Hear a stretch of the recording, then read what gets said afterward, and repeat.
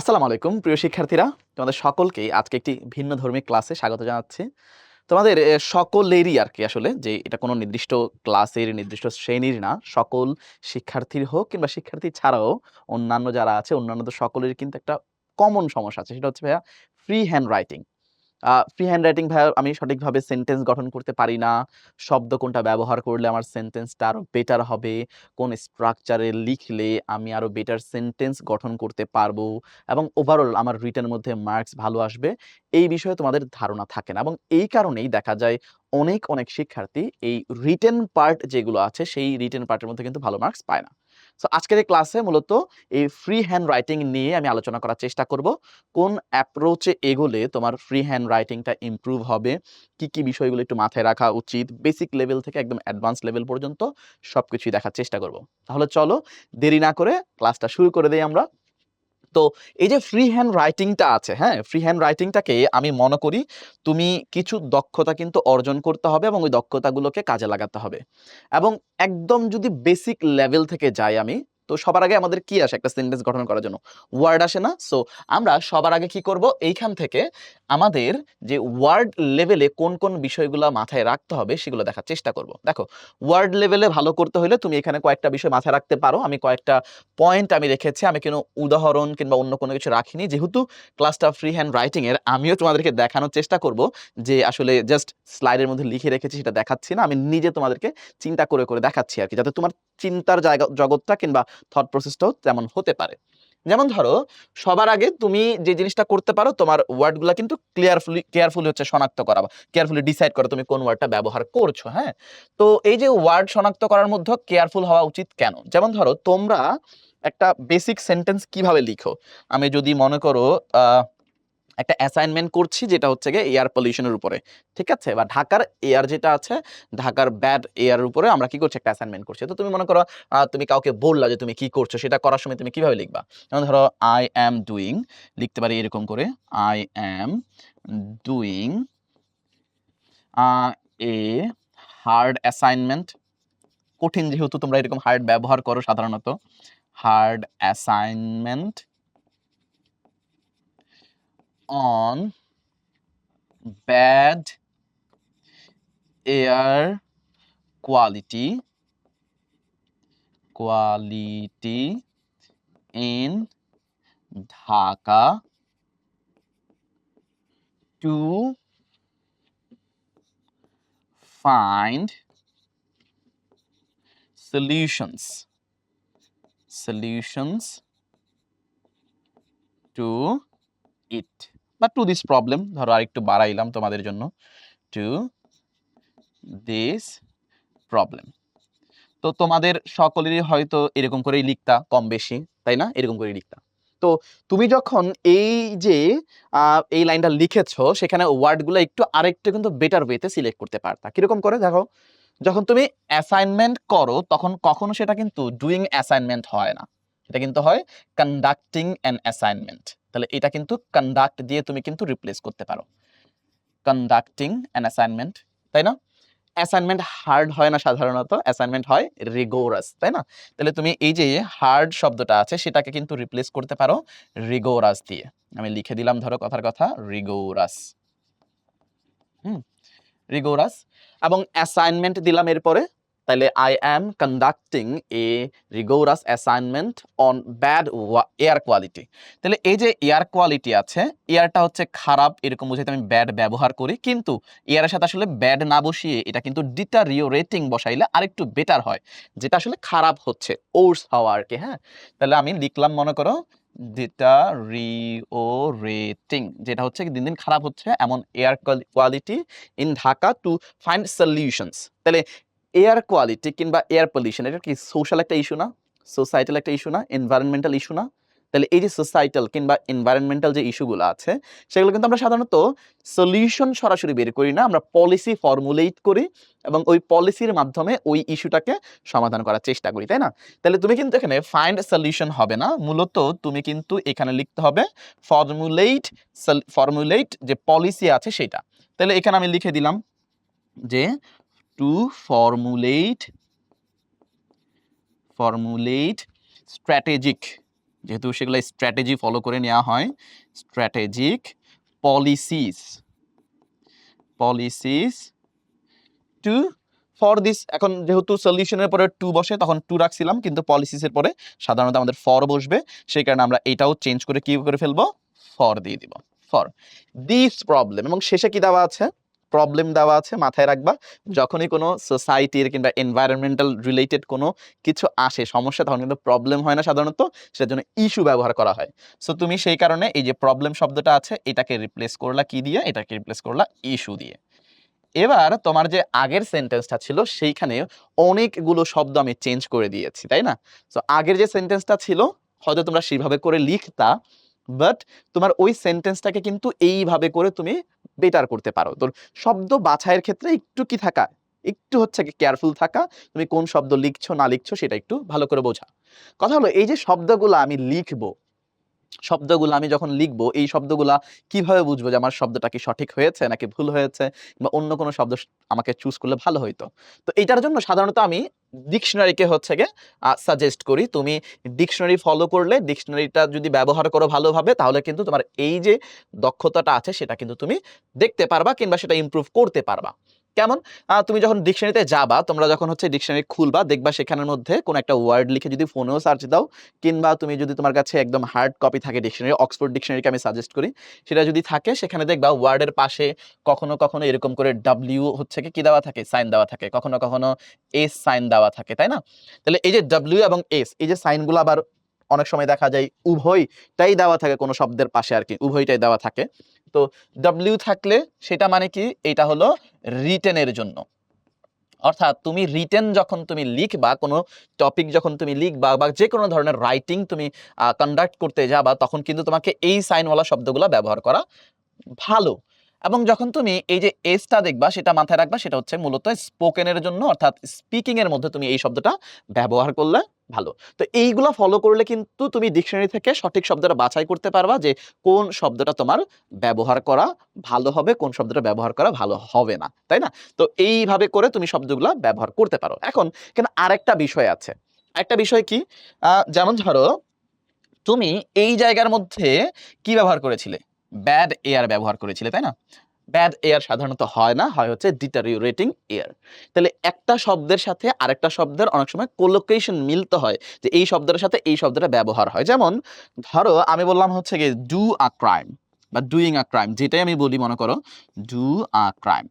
তো এইটা তুমি অর্থ যখন কনভে করতে যাবা সেটা কিন্তু সঠিকই হবে, বাট ক্রাইমের ক্ষেত্রে কিন্তু ডু ব্যবহৃত হয় না, ক্রাইমের ক্ষেত্রে কিন্তু কমিট ব্যবহার করা হয়। তার মানে তুমি কিন্তু যখন এইটাকে সঠিকভাবে লিখতে যাবে তখন কিন্তু হয়ে যাবে কমিট এ ক্রাইম, তাই না?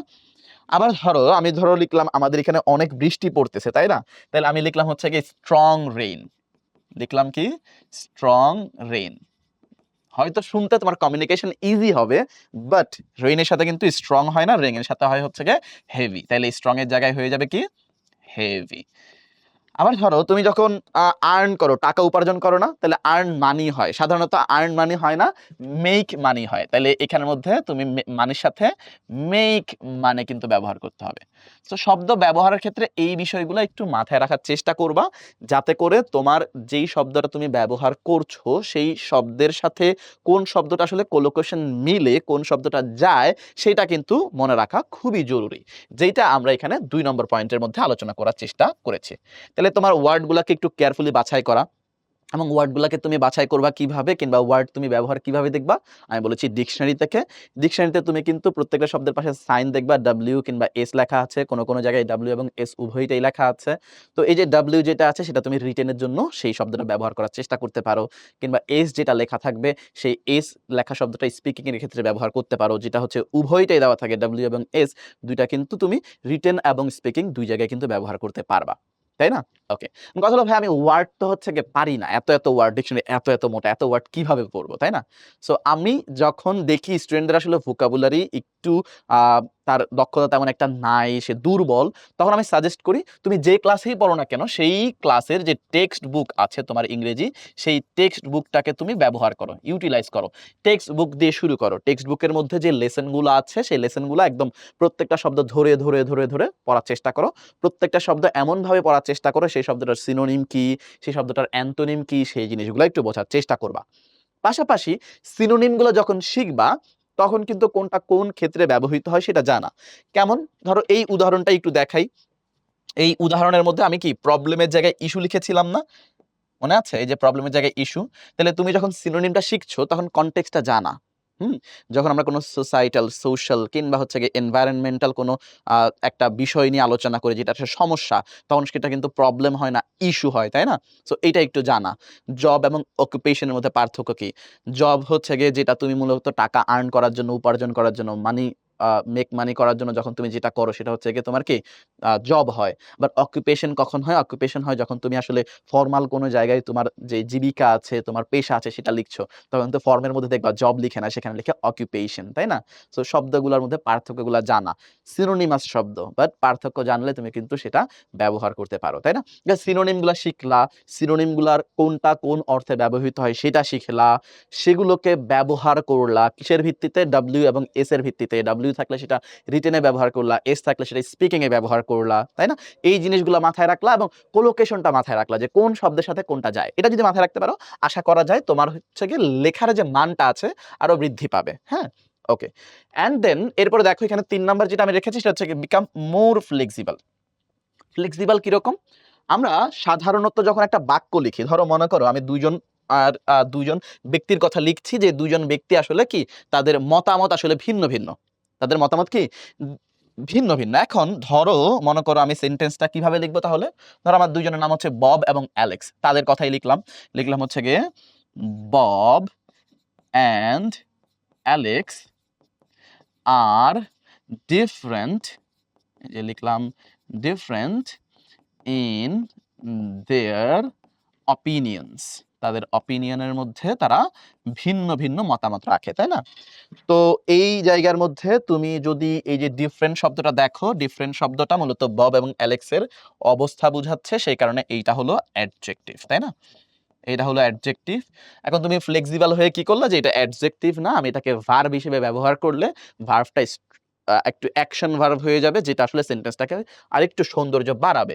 কিরকম করে? তুমি ভার্বটাকে আরটাকে চেঞ্জ করে দিলা। চেঞ্জ করে তুমি লিখলা যে বব অ্যান্ড অ্যালেক্স, এই যে বব অ্যান্ড অ্যালেক্স ডিফার।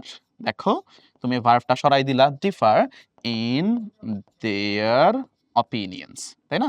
তাহলে এই যেই পদ্ধতিটা আছে এতে তোমার কি হবে? তুমি শব্দগুলোকে ইউটিলাইজ করতে পারবা। এখানে আর ডিফারেন্ট ২ টা শব্দ না লিখে একটা শব্দ দিয়েই তুমি হচ্ছে ২ টা কাজ করে ফেলতে পারলা। এটা কিন্তু তোমাকে একটু ফ্লেক্সিবল বানায়, তাই না? তাহলে শব্দগুলার একটু পার্ট অফ স্পিচ গুলা চেঞ্জ করে সেগুলোর ব্যবহারগুলা দেখা। Differ, different, differently, difference. So এইগুলা যদি তুমি জানো তাহলে তুমি কিন্তু সহজেই শব্দগুলাও মাথায় রাখতে পারবা এবং সেগুলা ব্যবহারগুলাও করতে পারবা। শব্দ জানা হচ্ছে মেইন। এখন ধরো আমার কাছে হচ্ছে অপটিমিস্টিক শব্দটা আমি জানি। তুমি যখন শব্দটা জানবা তখন কিন্তু অপটিমিস্টিকটা অটোমেটিক্যালি তুমি লেখার মধ্যে ব্যবহার করতে পারবা। সো শব্দ জানা, শব্দের ফর্মগুলা জানা, এটা নাউন কি, ভার্ব কি, অ্যাডজেক্টিভ কি, অ্যাডভার্ব কি, তাই না? এটা জানলে তোমার জন্য বিষয়গুলো সহজ হয়ে যাবে। সো তোমাদের প্রতি আমার সাজেশন কি থাকলো তাহলে? ওয়ার্ড লেভেলে ভালো করতে হলে তুমি একটা শব্দ শিখবা। শব্দটা কোন ক্ষেত্রে ব্যবহৃত হয়, রিটেন নাকি স্পিকিং সেটা একটু দেখলা।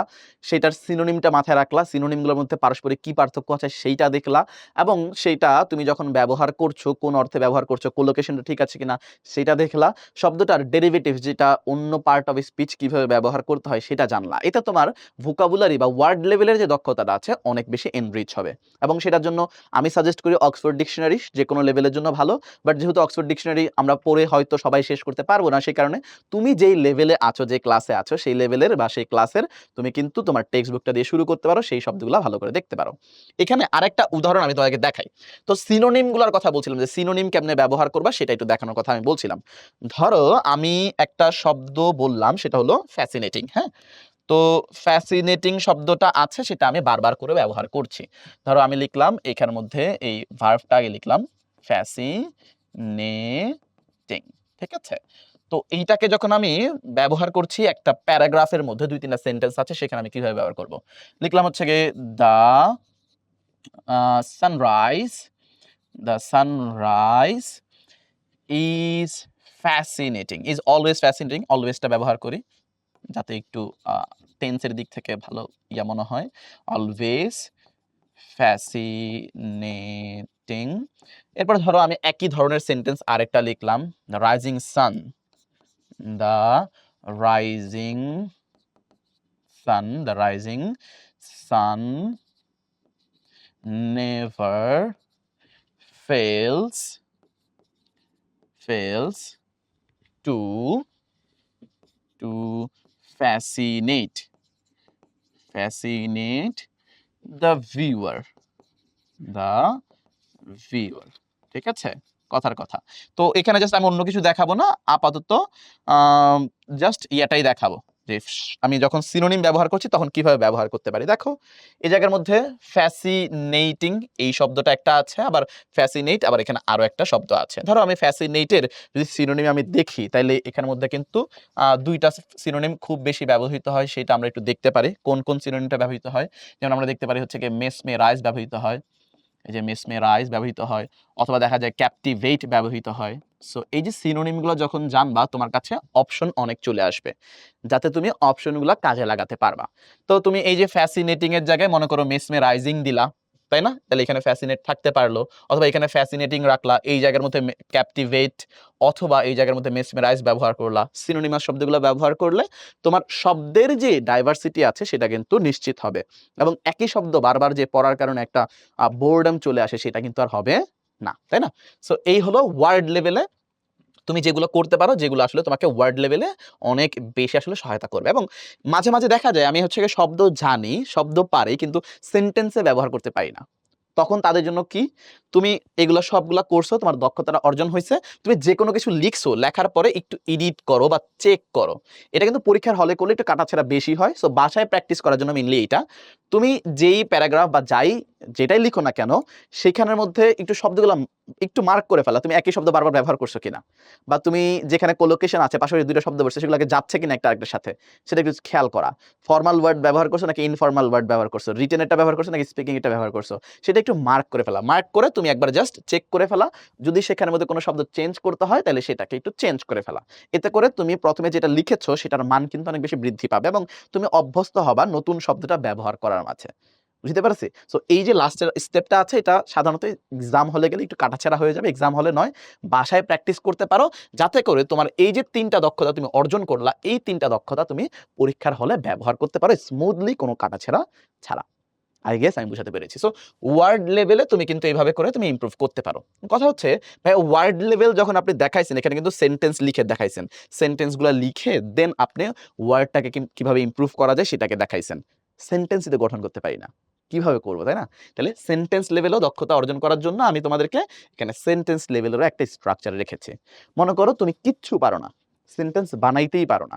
তুমি জাস্ট একটা সেন্টেন্সের যে universal structure, subject, verb, extension, এইটা মাথায় রেখে সেন্টেন্স বানানো শুরু করো। 0 থেকে শুরু করো। ধীরে, ধীরে তোমার ইমপ্রুভ হবে। ধরো তুমি যেকোনো সেন্টেন্স যখন লিখবা অবশ্যই তার একটা সাবজেক্ট থাকবে, অবশ্যই তার একটা ভার্ব থাকবে, অবশ্যই তার একটা এক্সটেনশন থাকবে, তাই না? তো সাবজেক্টের মধ্যে আমরা সাধারণত কি বসাই? সাবজেক্টের মধ্যে আমরা বসাই হলো নাউন বা প্রোনাউন। একটা সেন্টেন্সের তুমি সাবজেক্ট বসাবা, তাই না? তো একটা সেন্টেন্সের সাবজেক্ট বসাইতে হইলে অবশ্যই তুমি জানতে হবে কি সাবজেক্ট বসাবা। তুমি যদি হচ্ছে গিয়ে কে কিংবা কি কিংবা কারা এগুলা দিয়ে প্রশ্ন করো তাহলে কিন্তু সেন্টেন্সের সাবজেক্ট তুমি পেয়ে যাবা।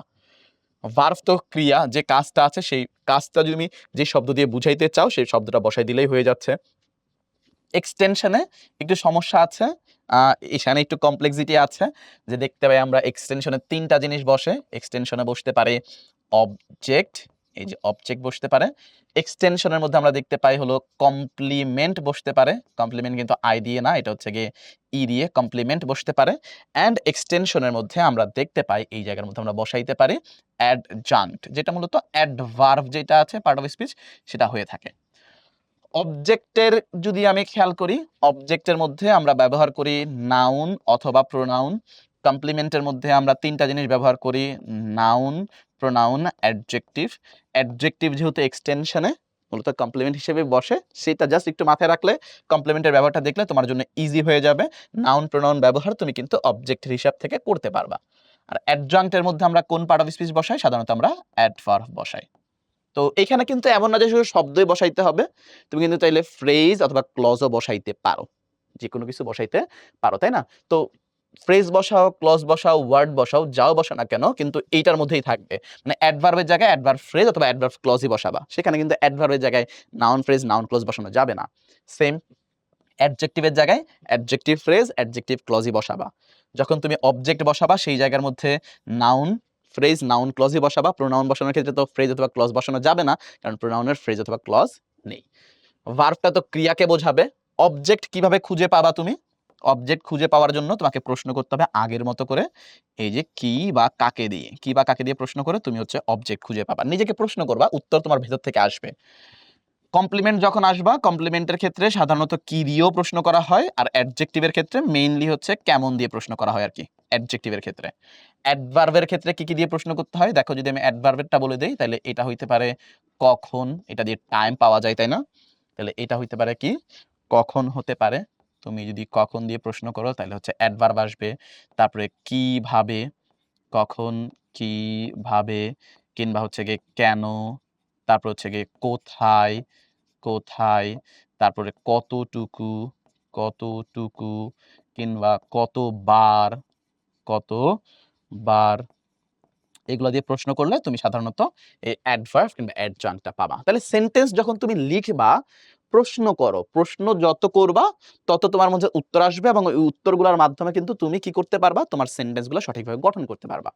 যেমন ধরো, আমি একটা সেন্টেন্স লিখি তোমাদের জন্য, হ্যাঁ? তোমাদের জন্য একটা সেন্টেন্স লিখি। ধরো একটা সেন্টেন্সের মধ্যে যে সাবজেক্ট আছে, এই সাবজেক্টটা মনে করো হচ্ছে গিয়ে আই, আমি। আমি কাজটা করি। ভার্ব হলো হচ্ছে গিয়ে প্লে, আই প্লে। দেন আমি প্রশ্ন করার জন্য এক্সটেনশনটা নিয়ে আসবো। ধরো আমি প্রশ্ন সবার আগে করলাম যে আমি কি খেলি, এই কি দ্বারা প্রশ্ন করলাম, অবজেক্ট নিয়ে আসলাম। তাহলে আই প্লে ক্রিকেট, তাই না? তাহলে এক্সটেনশন পাইলাম, একটা অবজেক্ট পাইলাম।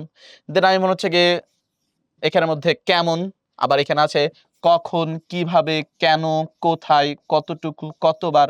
তাই আমি বললাম যে কখন খেলি, কখন দ্বারা প্রশ্ন করলাম, I play cricket in the morning. আমি সকাল বেলা কি খেলি? আমি হচ্ছে গিয়ে আমার এই যে খেলাটা আছে এটা খেলি, তাই না? ওকে। এরপরে আমি কিভাবে খেলি? ম্যানার। তাহলে I play cricket very well. তাহলে ভেরি ওয়েলটা কোথায় বসাবো? মাথায় রাখবা, এই যে অ্যাডভার্বটা আছে, অ্যাডভার্বগুলা কোন স্ট্রাকচারে বসে? অ্যাডভার্বগুলা স্ট্রাকচার হচ্ছে গিয়ে এম পি টি। এম মানে হচ্ছে ম্যানার, অর্থাৎ কিভাবে, কিভাবে দিয়ে প্রশ্ন করলে তুমি উত্তরটা পাবা। পি মানে হচ্ছে গিয়ে প্লেস, কোথায়, কোথায় দিয়ে প্রশ্ন করলে উত্তরটা পাবা। টি মানে হচ্ছে গিয়ে টাইম, কখন, এগুলোর উত্তর দিয়ে তুমি কিন্তু পাবা। তো অ্যাডভার্ব তুমি যতগুলা বসাও, এই স্ট্রাকচারে বসাও, এই সিরিয়ালে বসাও, তাহলে কিন্তু সেন্টেন্স আরো বৃদ্ধি পাবে। আই প্লে ক্রিকেট, কিভাবে খেলি? ভেরি ওয়েল খেলি। তাহলে আমি লিখলাম হচ্ছে গিয়ে, মনে করো এই জায়গার মধ্যে very, I play cricket very well in the morning.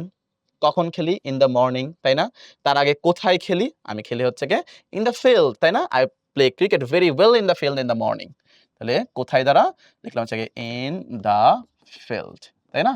হয়ে গেল। তাহলে এইভাবে করে তুমি কিন্তু চাইলে তোমার ম্যানার, প্লেস, টাইমের মাধ্যমে তুমি তোমার এক্সটেনশনের অংশটাকে বাড়াইতে পারো। এই যে এক্সটেনশনের অংশটা, তোমাকে মেইনলি এই এক্সটেনশনের মধ্যেই কাজটা করতে হবে। এক্সটেনশন যে যত ভালো করে লিখতে পারবে, সে তত ভালো কিন্তু কি করতে পারবে? সেন্টেন্স গঠন করতে পারবে, হ্যাঁ? তো সেন্টেন্স গঠনের ক্ষেত্রে আমি তোমাদেরকে সাজেস্ট করব, তুমি একটা শব্দ বাছাই করবা। তুমি ওয়ার্ড লেভেলে অনেক শব্দ শিখেছ। তো এই শব্দটাকে তুমি বাছাই করবা, যে এই শব্দটা দিয়ে তুমি একটা সেন্টেন্স বানাবা। এতে করে তোমার শব্দটাও কিন্তু প্র্যাকটিস হয়ে যাবে, সেন্টেন্সটাও কিন্তু লেখা হয়ে যাবে। কথার কথা, আমরা ধরো এই যে ওয়ার্ড লেভেল যখন করতে গেছি, ধরো মনে করো এখানের মধ্যে তুমি একটা শব্দ শিখলা, সেটা হচ্ছে কি ইস্যু। এটা কি? ইস্যু। তাহলে তুমি ইস্যুটাকে দিয়ে কি করবা? তুমি হচ্ছে গিয়ে নিজের সেন্টেন্সটা গঠন করবা। তাহলে এই হলো ইস্যু। ইস্যুটা সেন্টেন্স গঠন করার ক্ষেত্রে তোমার কি লাগবে? এই যে সাবজেক্ট লাগবে, ভার্ব লাগবে, অ্যান্ড হচ্ছে এক্সটেনশন লাগবে, তাই না? তাইলে আমি ধরো মনে করো এই যে ইস্যুটা আছে, ইস্যুটা ব্যবহার করবো একটা জায়গায়। তো ইস্যুটা কোন পার্ট অফ স্পিচ সেটা জানলে কিন্তু বিষয়টা সহজ। এই ইস্যু তুমি শব্দ শেখার সময় পার্ট অফ স্পিচ শিখতে বলেছিলাম। তাহলে এইটা হলো একটা নাউন। নাউনটাকে কোথায় কোথায় ব্যবহার করতে পারবো? নাউনটাকে আমি ব্যবহার করতে পারবো সাবজেক্টের জায়গায়, নাউনটাকে আমি ব্যবহার করতে পারবো এই যে অবজেক্টের জায়গায়, কিংবা আমি কমপ্লিমেন্টের জায়গায়ও কিন্তু নাউনকে ব্যবহার করতে পারবো। তিনটা জায়গা আছে, যে কোনো এক জায়গায় বসাই দিব।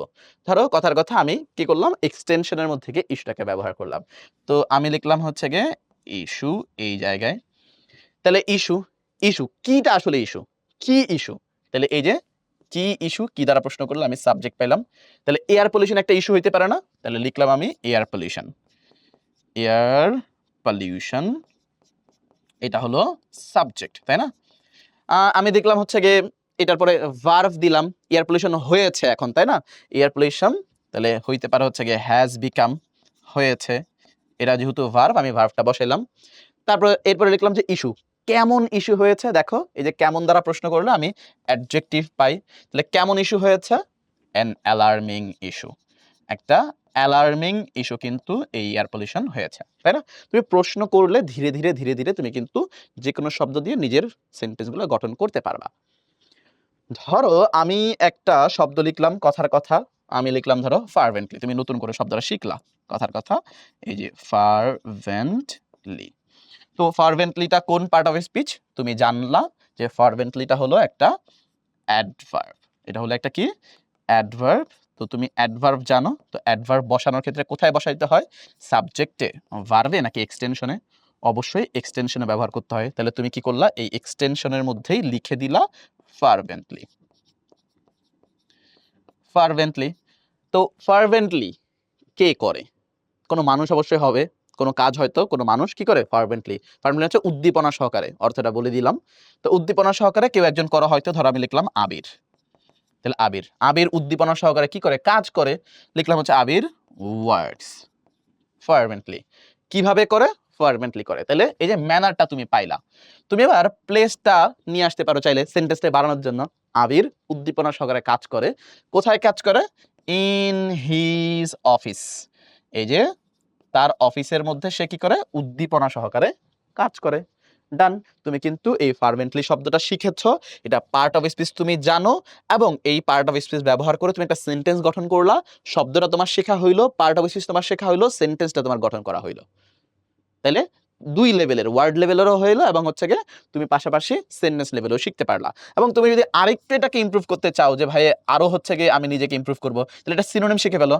enthusiastically হইতে পারে, তাই না? তাহলে তুমি লিখে দিলা হচ্ছে গিয়ে enthusiastically। তাহলে এই একটা সিনোনিমও তুমি শিখে ফেললা, যাতে করে তুমি পরবর্তীতে সেই শব্দটাকে ব্যবহার করতে পারো, তাই না? তো এইভাবে করে কিন্তু সেন্টেন্স লেভেলে তুমি তোমার কি করতে পারো? তোমার দক্ষতাকে বাড়াইতে পারো। চলো আরেকটা দেখাই। তাহলে ওয়ার্ড লেভেলে মনে করো তুমি কিছু একটা শব্দ শিখলে, সেটাকে এখানে ব্যবহার করবা। ধরো আমি নাউন দেখিয়েছি, অ্যাডভার্ব দেখিয়েছি, ভার্ব তো খালি ভার্বই হয়, আর অন্য কিছু হয় না। এবং হচ্ছে গিয়ে পরবর্তীতে আমরা দেখতে পাচ্ছি এই জায়গার মধ্যে এক্সটেনশনের মধ্যে অ্যাডজেক্টিভ আছে, তাই না? ধরো আমরা অ্যাডজেক্টিভ দিলাম। তো অ্যাডজেক্টিভ তো আজকে একটা শব্দ শিখলাম আমরা হচ্ছে গিয়ে রিগোরাস। তো রিগোরাস আমরা একটা শব্দ শিখলাম, এই যে রিগোরাস। তো রিগোরাসটা হচ্ছে কি? একটা অ্যাডজেক্টিভ যেটা হার্ড এর পরিবর্তে বসে, তাই না? তাহলে এটা হলো অ্যাডজেক্টিভ, আমরা আজকেই জানলাম। তো শব্দটা শেখা হয়ে গেছে। তাহলে এটাকে আমি এখন ব্যবহার করব। তো যখন তুমি শব্দ শিখেছো, তখন কিন্তু তুমি শিখেছো যে এটা মূলত অ্যাসাইনমেন্টের সাথে বসে, রিসার্চের সাথে বসে, বসে না? তাইলে আমি বললাম যে এই জায়গার মধ্যে ওই ধরনের কোন একটা সাবজেক্ট নিয়ে আসতে। যে সাবজেক্ট, ভার্ব এবং হচ্ছে গিয়ে আমরা এক্সটেনশন পাইলাম। তো আমরা বললাম হচ্ছে গিয়ে দ্য ম্যান, দ্য ম্যান সে একটা কি করতেছে? রিগোরাস একটা অ্যাসাইনমেন্ট করতেছে, একটা রিসার্চ করতেছে। তাহলে তুমি এই জায়গার মধ্যে রিসার্চের সাথে এটা বসাইলা, কারণ শব্দটা কিন্তু রিসার্চের সাথেই যায়, তাই না? অন্য কোনো কিছুর সাথে যায় না, রিসার্চ। তাহলে তার আগে বসাই দিলা রিগোরাস, এই যে লিখে দিলা রিগোরাস রিসার্চ। এবং রিসার্চ কি করে? ডু নাকি কন্ডাক্ট? অবশ্যই conduct. The man is conducting, মানুষটা কি করছে? কন্ডাক্ট করছে এ রিগোরাস রিসার্চ। এখন এই যে আর্টিকেল এ বসাইলাম, এটা কিন্তু গ্রামার জানতে হবে। আর্টিকেল না জানলে তোমার এই জায়গায় কিন্তু ভুল হবে। সো শব্দ জানার পরে এরপরে গ্রামার আসবে। শব্দ জানলা, তুমি বাক্য গঠন করলা, সেখানে গ্রামারের ব্যবহারটা দিলা, তোমার কিন্তু সেন্টেন্সগুলো হয়ে যাবে, তাই না? তো এই দেখো রিগোরাসের যে ব্যবহারটা আছে সেটা তুমি কিভাবে জানছো? তুমি কিন্তু জানছো এই জায়গা থেকে যে রিগোরাসটা মূলত হচ্ছে অ্যাসাইনমেন্টের সাথে হয়, রিসার্চের সাথে হয়, এবং এটা মূলত ডু হয় না, এটা হচ্ছে কন্ডাক্ট হয়। এখানে শিখলা, তুমি এটা দিয়ে আরো হাজার হাজার বাক্য গঠন করতে পারবা, যেগুলো তোমার পরবর্তীতে যে কোনো টপিক নিয়ে তুমি লিখতে বসলে সেখানে কিন্তু কাজে দিবে, তাই না? সেন্টেন্স লেভেলে কিন্তু এইভাবে করে তুমি ব্যবহার করতে পারো তোমার শব্দগুলোকে। তাহলে আমি এতটুকু পর্যন্ত একটু সামারি করি। আমরা প্রথমে একটা শব্দ শিখলাম। শব্দটা আমি আমার টেক্সট বুক থেকে শিখতে পারি, ডিকশনারি থেকে শিখতে পারি। শব্দটার সিনোনিম আমি শিখতে পারি, শব্দটা কোন শব্দের সাথে ব্যবহৃত হয় সেটা জানতে পারলাম। সিনোনিমের সাথে এটা পার্থক্য কি, কোন কনটেক্সটে এটা ব্যবহার হয় সেটা আমি জানলাম। দেন আমি কি করলাম, সেই শব্দটাকে দিয়ে সেন্টেন্স গঠন করলাম। সেন্টেন্স গঠন করার ক্ষেত্রে সাবজেক্ট, ভার্ব, এক্সটেনশন এই যে সিরিয়াল আছে সেটাকে আমি মাথায় রাখলাম। সাবজেক্টের মধ্যে কোন কোন পার্ট অফ স্পিচ ব্যবহার করতে হবে সেটা জানলাম, যাতে আমি পার্ট অফ স্পিচের ব্যবহারটা ভুল না হয়। সাবজেক্টের জায়গায় যাতে আমি কোনো অ্যাডজেক্টিভ বসাই না ফেলি, একটা নাউন বসাই, নাউনটাকে মডিফাই করার জন্য আমি অ্যাডজেক্টিভ আনতে পারবো, তাতে কোনো সমস্যা নাই। তারপরে ভার্বের জায়গায় ভার্ব বসাবো, এন্ড দেন আমরা হচ্ছে গিয়ে এক্সটেনশনের মধ্যে গিয়ে অ্যাডভার্বটা বসাইতে পারি। আমরা চাইলে অবজেক্ট হিসেবে নাউন প্রোনাউন বসাইতে পারি।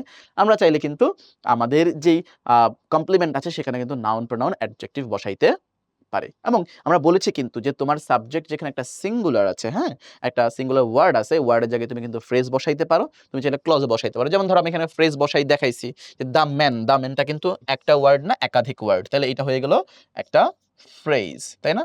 তো এই ফ্রেজাল সাবজেক্টও তুমি বসাইতে পারো, তুমি চাইলে ক্লজও বসাইতে পারো। যেমন ধরো আমি ক্লজের সাবজেক্ট যদি একটা দেখাই, যেমন হোয়াট হি সেইড, এই যে হি হলো সাবজেক্ট এবং সেইড হলো ভার্ব, এটা হলো একটা ক্লজাল সাবজেক্ট, তাই না? হোয়াট হি সেইড, তারপর নিয়ে আসলাম আমি ভার্ব ইজ রং, তাই না? খেয়াল করে দেখো, তাহলে এইটা হলো তোমার সাবজেক্ট, এইটা হলো তোমার ভার্ব এবং এইটা হলো কমপ্লিমেন্ট। কেমন? ভুল, তাই না? তাহলে এই যে এটা কমপ্লিমেন্ট, সাবজেক্ট ভার্ব কমপ্লিমেন্ট ব্যবহার করার মাধ্যমে তুমি কিন্তু সহজেই তোমার সেন্টেন্সগুলো গঠন করতে পারবা। এবং কিভাবে বের করবা কমপ্লিমেন্ট? কমপ্লিমেন্ট বের করবা তুমি কেমন দিয়ে প্রশ্ন করলে অ্যাডজেক্টিভ আসবে। অবজেক্ট যদি বের করতে চাও তাহলে সেখানে অবশ্যই তুমি কি বা কাকে দ্বারা প্রশ্ন করবা, তাই না?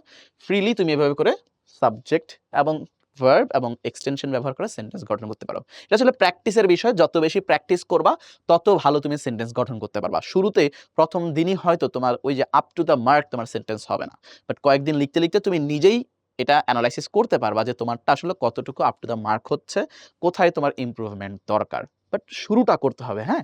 ওকে, সেন্টেন্স লেভেল শেষ। তাহলে তোমার দুইটা দক্ষতা হয়ে গেল, একটা ওয়ার্ড আর একটা হচ্ছে গিয়ে সেন্টেন্স। দুইটা দক্ষতা শেষ। এবার তুমি কি করবা, ওই যে সেন্টেন্স লেখা হয়ে গিয়েছে সেটাকে অর্গানাইজ করবা। একটা কোনো কিছু রাইটিং লিখবা, রাইটিংটা হইতে পারে প্যারাগ্রাফ, রাইটিংটা হতে পারে তোমার যে কোনো রিপোর্ট হইতে পারে, সেটা অ্যাপ্লিকেশন কিংবা লেটার কিংবা অন্য যে কোনো কিন্তু রাইটিং হতে পারে। তো ধরো তুমি যখন লিখতে বসবা, তোমার দক্ষতা যেহেতু অর্জন হয়ে গেছে, লিখতে বসলে তোমার কিছু বিষয় মাথায় রাখা জরুরি। তার মধ্যে ৩টা ফেজ আছে, একটা হচ্ছে প্রিলিমিনারি ফেজ, দেন তুমি হচ্ছে গিয়ে প্রি রাইটিং ফেজ এবং হচ্ছে রাইটিং ফেজ। আরেকটা ফেজ অনেকে বলে সেটা হচ্ছে গিয়ে এডিট অথবা চেকের ফেজ আর কি, যখন প্রেজেন্টেশন করা হয়। যেহেতু আমরা সাধারণত আমাদের লেখাটাকে কারো সামনে গিয়ে প্রেজেন্ট করি না, সেই ফেজটাকে আলোচনা করছি না। আমি প্রিলিমিনারি, প্রি রাইটিং এবং রাইটিং ফেজে কি কি জিনিস করা উচিত সেই বিষয়গুলো নিয়ে বলার চেষ্টা করব, হ্যাঁ? প্রিলিমিনারি ফেজ, এই জায়গার মধ্যে আমাকে সবার আগে যেটা ভাবতে হবে, আমি যে লেখাটা লিখছি এটার পারপাসটা কি? আমি কার জন্য লিখছি, হ্যাঁ? এটা কি কোনো স্পেসিফিক এসে কিংবা এক্সামিনেশন কিংবা রিসার্চ কোয়েশ্চেনকে আমি আলোচনা করছি? নাকি আমার যে পয়েন্ট অফ ভিউ আছে, আমার যে দৃষ্টিভঙ্গি আছে সেটাকে আমি তুলে ধরছি? নাকি আমার যে আ নলেজ কিংবা আন্ডারস্ট্যান্ডিং, আমি যেটা বুঝছি সেটাকে আমি কমিউনিকেট করার চেষ্টা করছি? নাকি এটা হচ্ছে গিয়ে আমার টিচার অথবা এক্সামিনারের কাছে আমি আমার নলেজটাকে, আন্ডারস্ট্যান্ডিংটাকে আমি তুলে ধরার চেষ্টা করছি?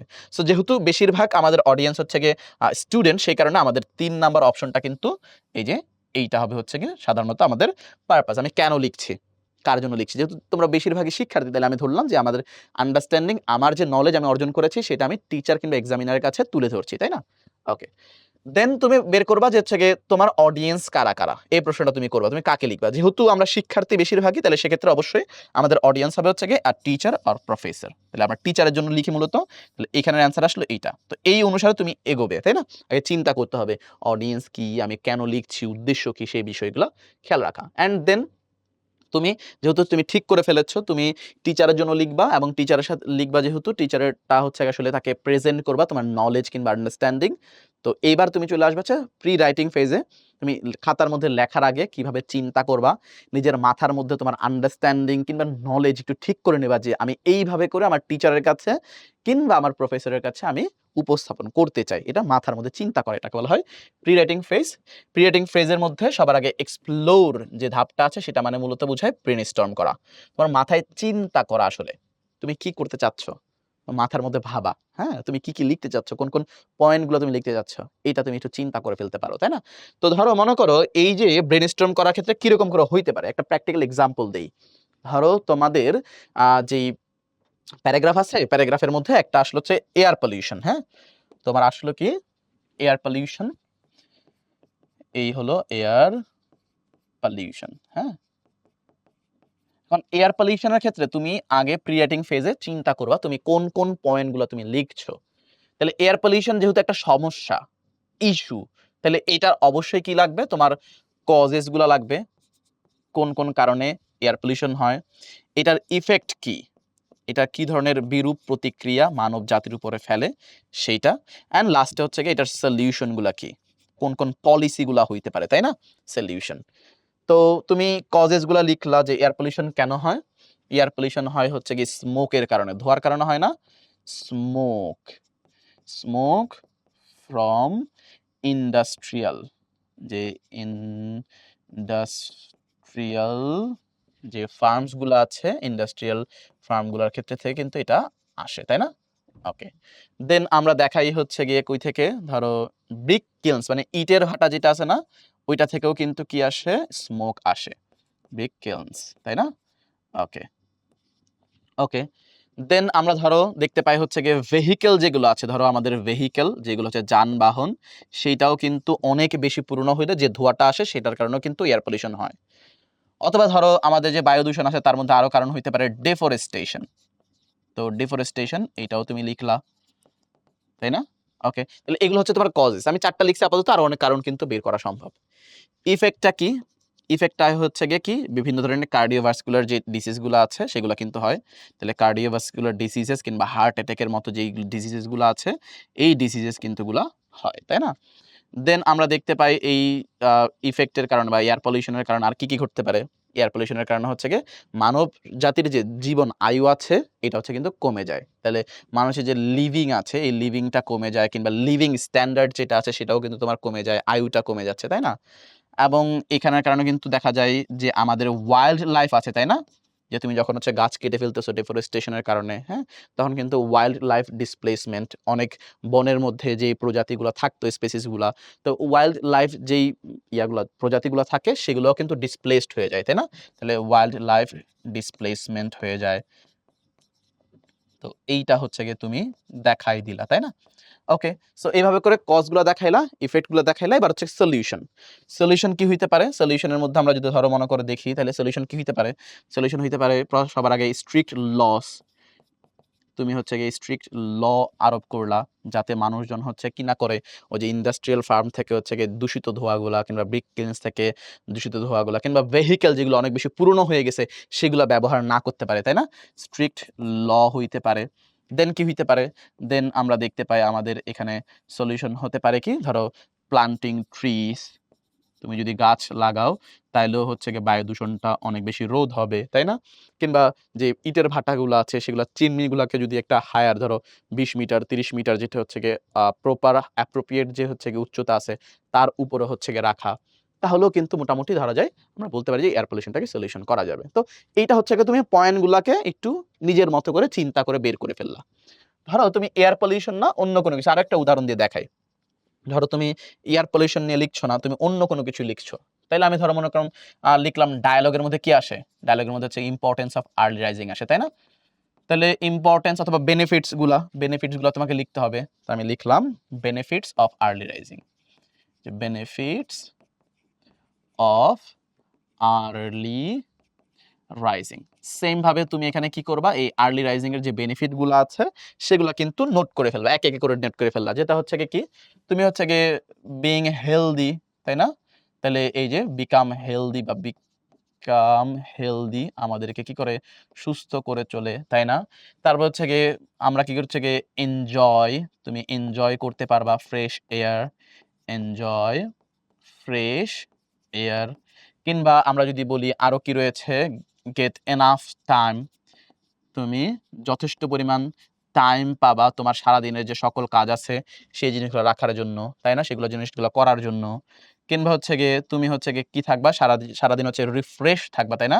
একটা সকালবেলা যখন তাড়াতাড়ি উঠো, যে রিফ্রেশ মাইন্ড তুমি কিন্তু পাবা, রিফ্রেশড মাইন্ড কিন্তু তুমি একটা পাবা, যেটা তোমাকে অন্যান্য কাজ করতেও কিন্তু সহায়তা করবে, তাই না?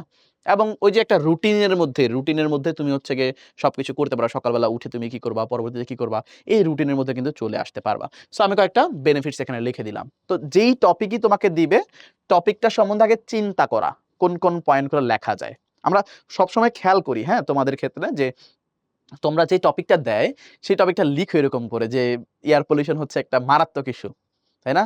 অথবা তুমি বললে যে আর্লি রাইজিং এর ক্ষেত্রে early rising is very important.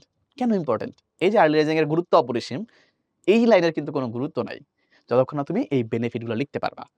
তো তুমি যদি আগে থেকেই পয়েন্টগুলো চিন্তা করে ফেলো যে আমি আর্লি রাইজিং এ এই পয়েন্টগুলো লিখবো, তাহলে কিন্তু তুমি যখন লিখতে বসবা তখন এই পয়েন্টগুলো অটোমেটিক্যালি তোমার মাথায় আসবে এবং সেই কনটেক্সট অনুসারে তুমি লিখতে পারবা। তোমার লেখাটা কোয়ালিটিফুল হবে। বুঝতে পেরেছে?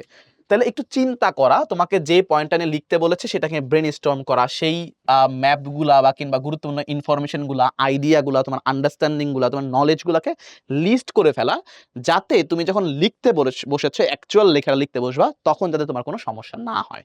বুঝতে পেরেছি?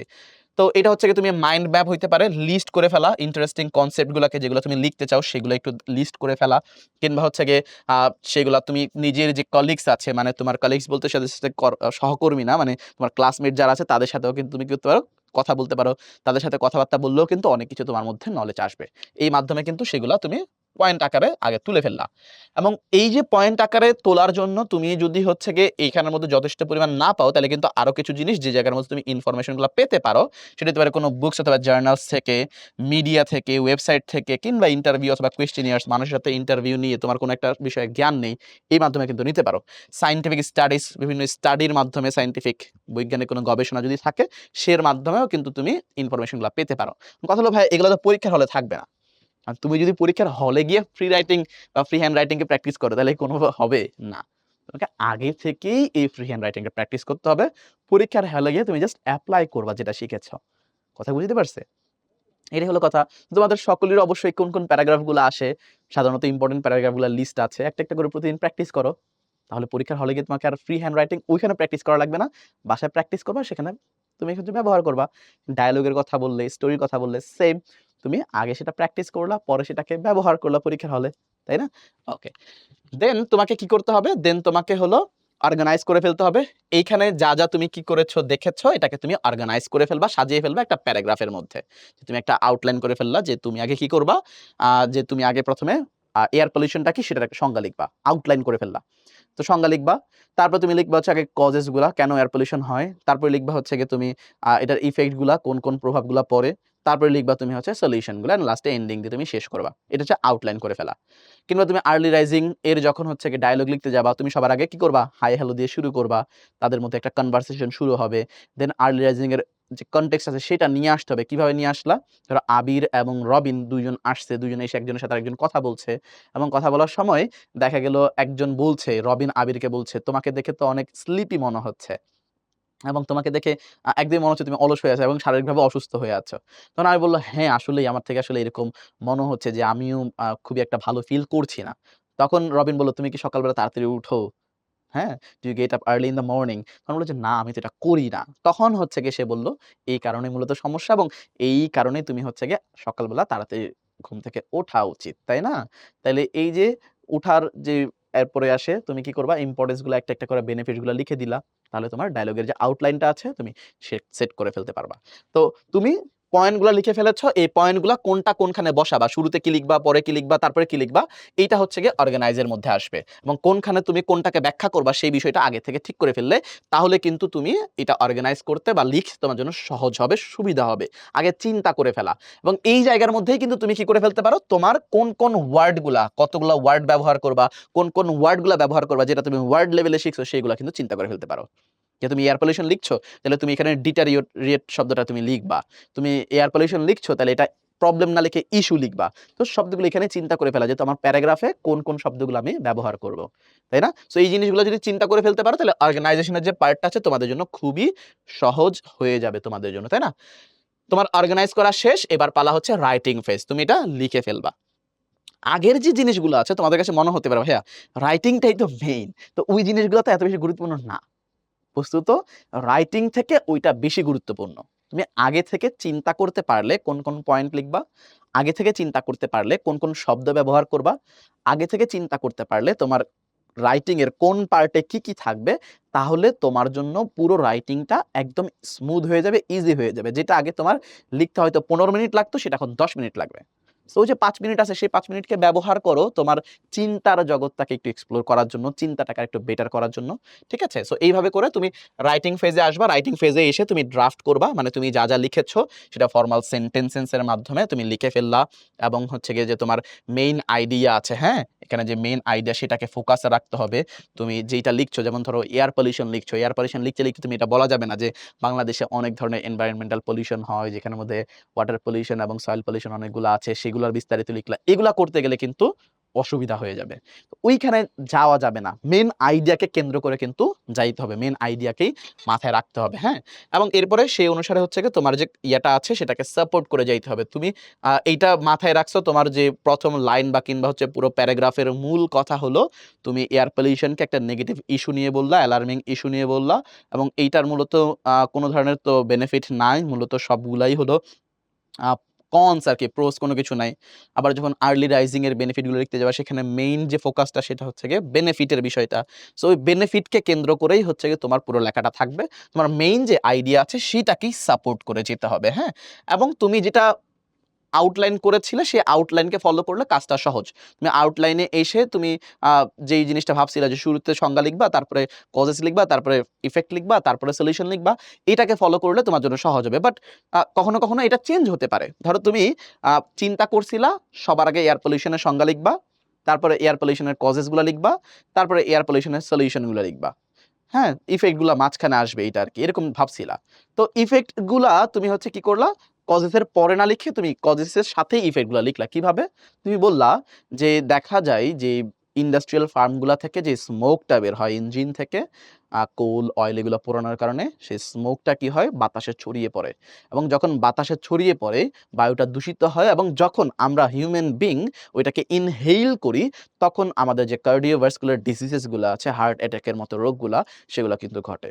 তাহলে তুমি কজেসের সাথেই ইফেক্টটা লিখে ফেললা। এটাও কিন্তু একটা পদ্ধতি হতে পারে, যেটা তুমি হয়তো লেখার মাঝখানে গিয়ে একটু এক্সপ্লোর করতে পারো, তাই না? সো এরকম যদি বেটার কোনো আইডিয়া থাকে, আউটলাইনটা সেখানে গিয়ে মডিফাইও চাইলে তুমি কিন্তু করতে পারবা, যদি এটা নেসেসারি হয়, তাই না? তো আউটলাইনটা মেইন। আউটলাইন অনুসারে তুমি কি করবা? লিখে ফেলবা। অ্যান্ড দেন তোমার লেখা হয়ে গেলে একটু রিভিউ করা, এডিট করা। তুমি যেই জিনিসটা ভাবছিলা যে তোমার পারপাসটা কি, সেই পারপাসটা কি আসলেই কি পূরণ হয়েছে কিনা? এবং তুমি যে জিনিসটা চিন্তা করছিলা যে এটা আসলে বেনিফিশিয়াল আর্লি রাইজিংটা, সেটা আসলেই কি লজিক্যাল কিনা, সেই জিনিসটা প্রমাণ করতে পারছো কিনা? তুমি যে প্রমাণগুলা দিয়েছো যে আর্লি রাইজিং এর যে বেনিফিটগুলা অনেকগুলা হওয়া উচিত, এট লিস্ট ২ টা ১ টা দিয়ে তো হবে না। সো এটা কি এনাফ বা অ্যাপ্রোপ্রিয়েট আছে কিনা, হ্যাঁ? তুমি সাপোর্টিং যে এভিডেন্স দিয়েছো সেটাকে আসলে কমপ্লিট করছে কিনা লেখাটাকে? এবং তুমি যথেষ্ট হেডিংস দিয়েছো কিনা। হেডিংস এর বিষয়টা মূলত এসেতে আসে। প্যারাগ্রাফে তো কোনো হেডিংস আসে না। হেডিং বলতে টাইটেলটা আসে মূলত। আর ওই যে প্রত্যেক প্যারায়, প্যারায় যে হেডিং গুলো আছে, টাইটেল গুলা, যেটা হচ্ছে আমরা ইয়ার মধ্যে এস এর মধ্যে দেই, সেই জিনিসটা আসছে কিনা, যেখানে, যেখানে তুমি যেটা আলোচনা করছো। এবং তুমি যে রিলেশনশিপস গুলা লিখছো, যে ধরো এয়ার পলিউশন এর ক্ষেত্রে যেটা হয় ইফেক্টের, ১ম এ হচ্ছে গিয়ে ইন্ডাস্ট্রিয়াল ফার্ম থেকে স্মোক বের হয়, সেইটা বায়ুকে দূষণ করে, এবং এই দূষণের কারণে মানুষ যখন ইনহেল করে বায়ুটা, সেটা তার কার্ডিওভাস্কুলার ডিজিজ গুলা হয়। এই যে সম্পর্ক আছে একটার সাথে একটা রিলেশন, এই যে রিলেশনটা ঠিক আছে কিনা? এই জিনিসটা একটু চিন্তা করা। তুমি যদি এখন বলো যে বায়ু ইয়া হয়, যে গাছপালা কেটে ফেলা হয়, গাছপালা কেটে ফেলার কারণে মানুষজন হচ্ছে গিয়ে মারা যাচ্ছে। যদিও মারা যাচ্ছে কিন্তু অনেক দূরে তো, তাই না? কিন্তু সরাসরি তো বলা যাবে না। আগে তো তোমাকে রিলেশনশিপ দেখাইতে হবে। গাছপালা কাটার কারণে যে গাছপালার মধ্যে কার্বন ডাই অক্সাইড ভেতরে থাকে, সেই জিনিসটা বায়ুতে ছড়িয়ে পড়তেছে। গাছপালা যেই অক্সিজেনটা ছাড়ে, সেই অক্সিজেনটা হচ্ছে গিয়ে মানুষ আর নিতে পারতেছে না। গাছপালা যে অক্সিজেন প্রোডিউস করে সেটা আর মানুষ পাইতেছে না। যে কারণে মানুষের শ্বাস-প্রশ্বাসের সমস্যা হয়, এবং এই কারণে মানুষজন হচ্ছে রোগে আক্রান্ত হচ্ছে, এবং রোগের কারণে প্রতি বছর অনেক মানুষ মারা যাচ্ছে হার্ট অ্যাটাকে। এইভাবে করে রিলেশনটা দেখাই দেওয়া। এটা হচ্ছে রিলেশনটা দেখাই দিলে ভালো হবে আরকি, হ্যাঁ? এবং তুমি প্রত্যেকটা পার্ট ভালো করে লেংথ ঠিক রাখছো কিনা। ধরো তোমাকে বলল যে ১৫০ ওয়ার্ডে লিখতে, বাট তুমি ১৫০ ওয়ার্ড না লিখে এটা ২৫০-৩০০ ওয়ার্ড করে ফেলছো। লেংথ কিন্তু ঠিক নাই। সো লেংথটাকে ঠিক রাখা। অথবা তুমি মনে করো একটা কজকে খুবই একদম হাফ সেন্টেন্সে ব্যাখ্যা করলা, আরেকটা কজকে হচ্ছে গিয়ে ৩টা সেন্টেন্সে ব্যাখ্যা করলা। এটা কি করে? ২টা কজকে একদম একটাকে হয়তো অনেক বেশি গুরুত্ব দেয়, আরেকটাকে গুরুত্ব দেয় না। তো প্রত্যেকটা জিনিস তুমি ভালো করে সমানভাবে গুরুত্ব দিয়ে লিখছো কিনা, এটাও কিন্তু খুবই গুরুত্বপূর্ণ মানে ওভারঅল রাইটিং এর জন্য, তাই না? এটা হচ্ছে তুমি লিখার পরে একটু চিন্তা করবা আরকি, হ্যাঁ? এটা তুমি বাসায় করবা যাতে পরীক্ষার হলে গিয়ে এইটা নিয়ে কাটাছেঁড়া করা না লাগে, হ্যাঁ? সো এই তো মোটামুটি এই যে রাইটিং ফেজটা আছে, এই রাইটিং ফেজ পর্যন্ত গেলে আশা করা যায় তুমি যে ওয়ার্ড যেটা শিখেছো সেটা ব্যবহার করে সেন্টেন্স লিখতে পারবা। সেন্টেন্সগুলা দিয়ে তুমি কি করতে পারবা? তোমার আইডিয়া কিংবা নলেজগুলা, আন্ডারস্ট্যান্ডিংগুলা ব্যবহার করে ব্রেইন স্টর্ম করার মাধ্যমে পয়েন্টগুলা লিখে সেইগুলাকে প্যারাগ্রাফ আকারে সাজাইতে পারবা। এবং এইখানে কোনগুলা বিষয়গুলা মাথায় রাখতে হবে সেইটাও আমি দেখা দেওয়ার চেষ্টা করেছি। আশা করছি ওভারঅল যে রাইটিংটা আছে কিভাবে হওয়া উচিত, প্রসেসটা কি সেইটা তুমি ভালো করে বুঝতে পেরেছো। তাহলে চলো আমরা এতক্ষণ পর্যন্ত ফ্রি হ্যান্ডরাইটিং সম্বন্ধে যা কিছু জানলাম, যা কিছু শিখলাম, তা ব্যবহার করে কিভাবে আমাদের যে একাডেমিক রাইটিং এর টপিকগুলো আছে, সেগুলোতে আমরা ভালো মার্কস তুলতে পারি। তোমাদের একাডেমিক রাইটিং এর মধ্যে কিন্তু বিভিন্ন ধরনের টপিক রয়েছে। যেমন ধরো paragraph, dialogue writing, story writing কিংবা রিপোর্ট রাইটিং আছে, এসে আছে, কম্পোজিশন আছে, গ্রাফ চার্ট আছে। তো প্রত্যেকটার কিন্তু আলাদা, আলাদা ফরমেট থাকে। ওই ফরমেট গুলা কিন্তু ফলো করতে হয়। সো প্যারাগ্রাফের মধ্যে যদি আমরা আসি, প্যারাগ্রাফের যে ফরমেট আছে, সেই ফরমেটের মধ্যে কিভাবে আমরা আমাদের ফ্রি হ্যান্ড রাইটিং এর নলেজকে কাজে লাগিয়ে একটা প্যারাগ্রাফ মুখস্থ না করেও ভালোভাবে লিখতে পারি এবং ভালো মার্কস ক্যারি করতে পারি, তাই দেখার চেষ্টা করব এখন।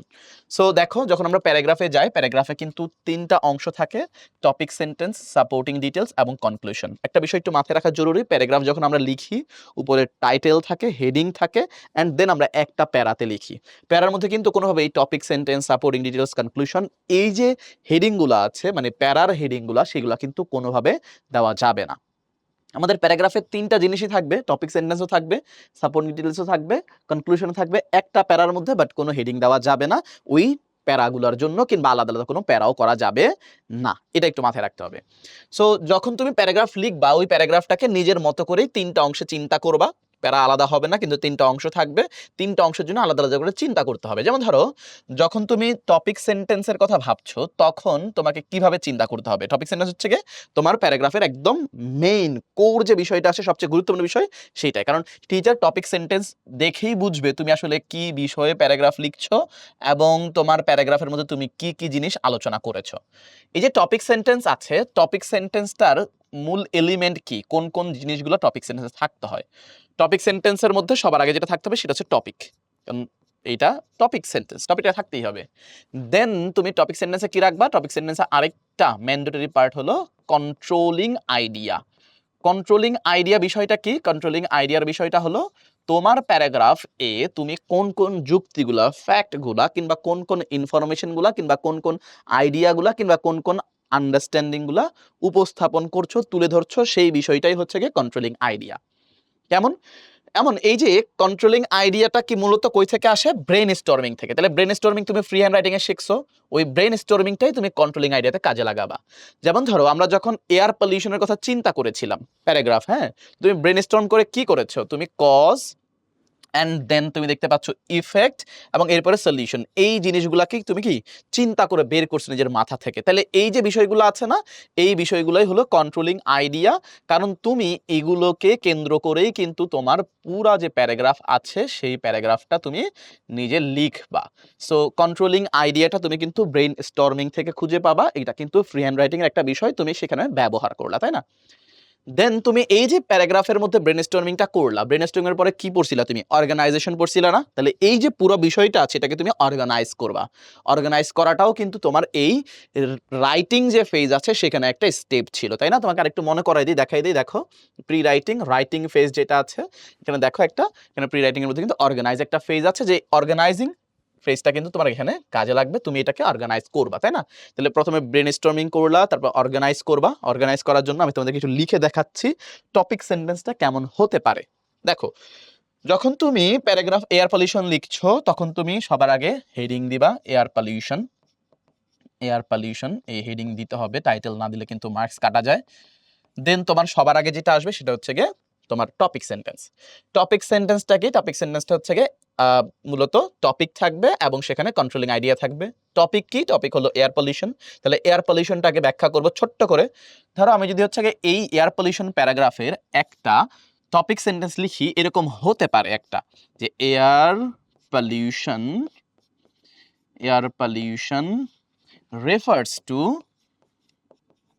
refers to the deterioration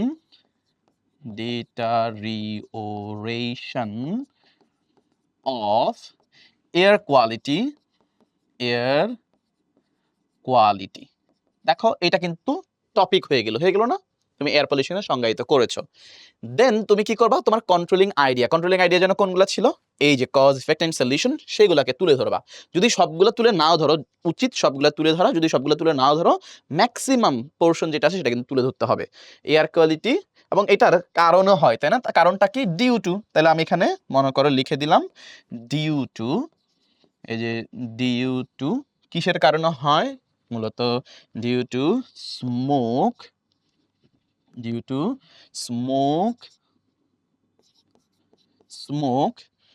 from industrial farms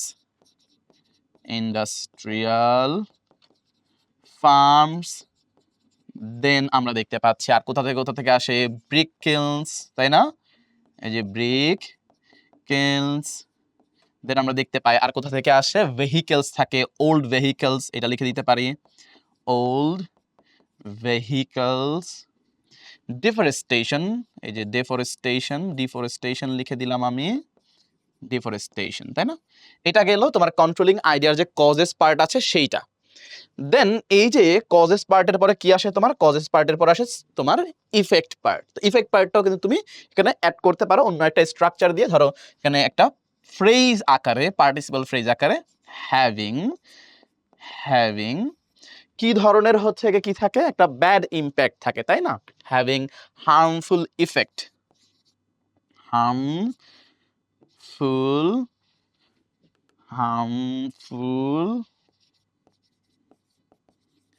effects গুলো কি? সাচ অ্যাজ কার্ডিওভাস্কুলার ডিজিজেস, তাই না?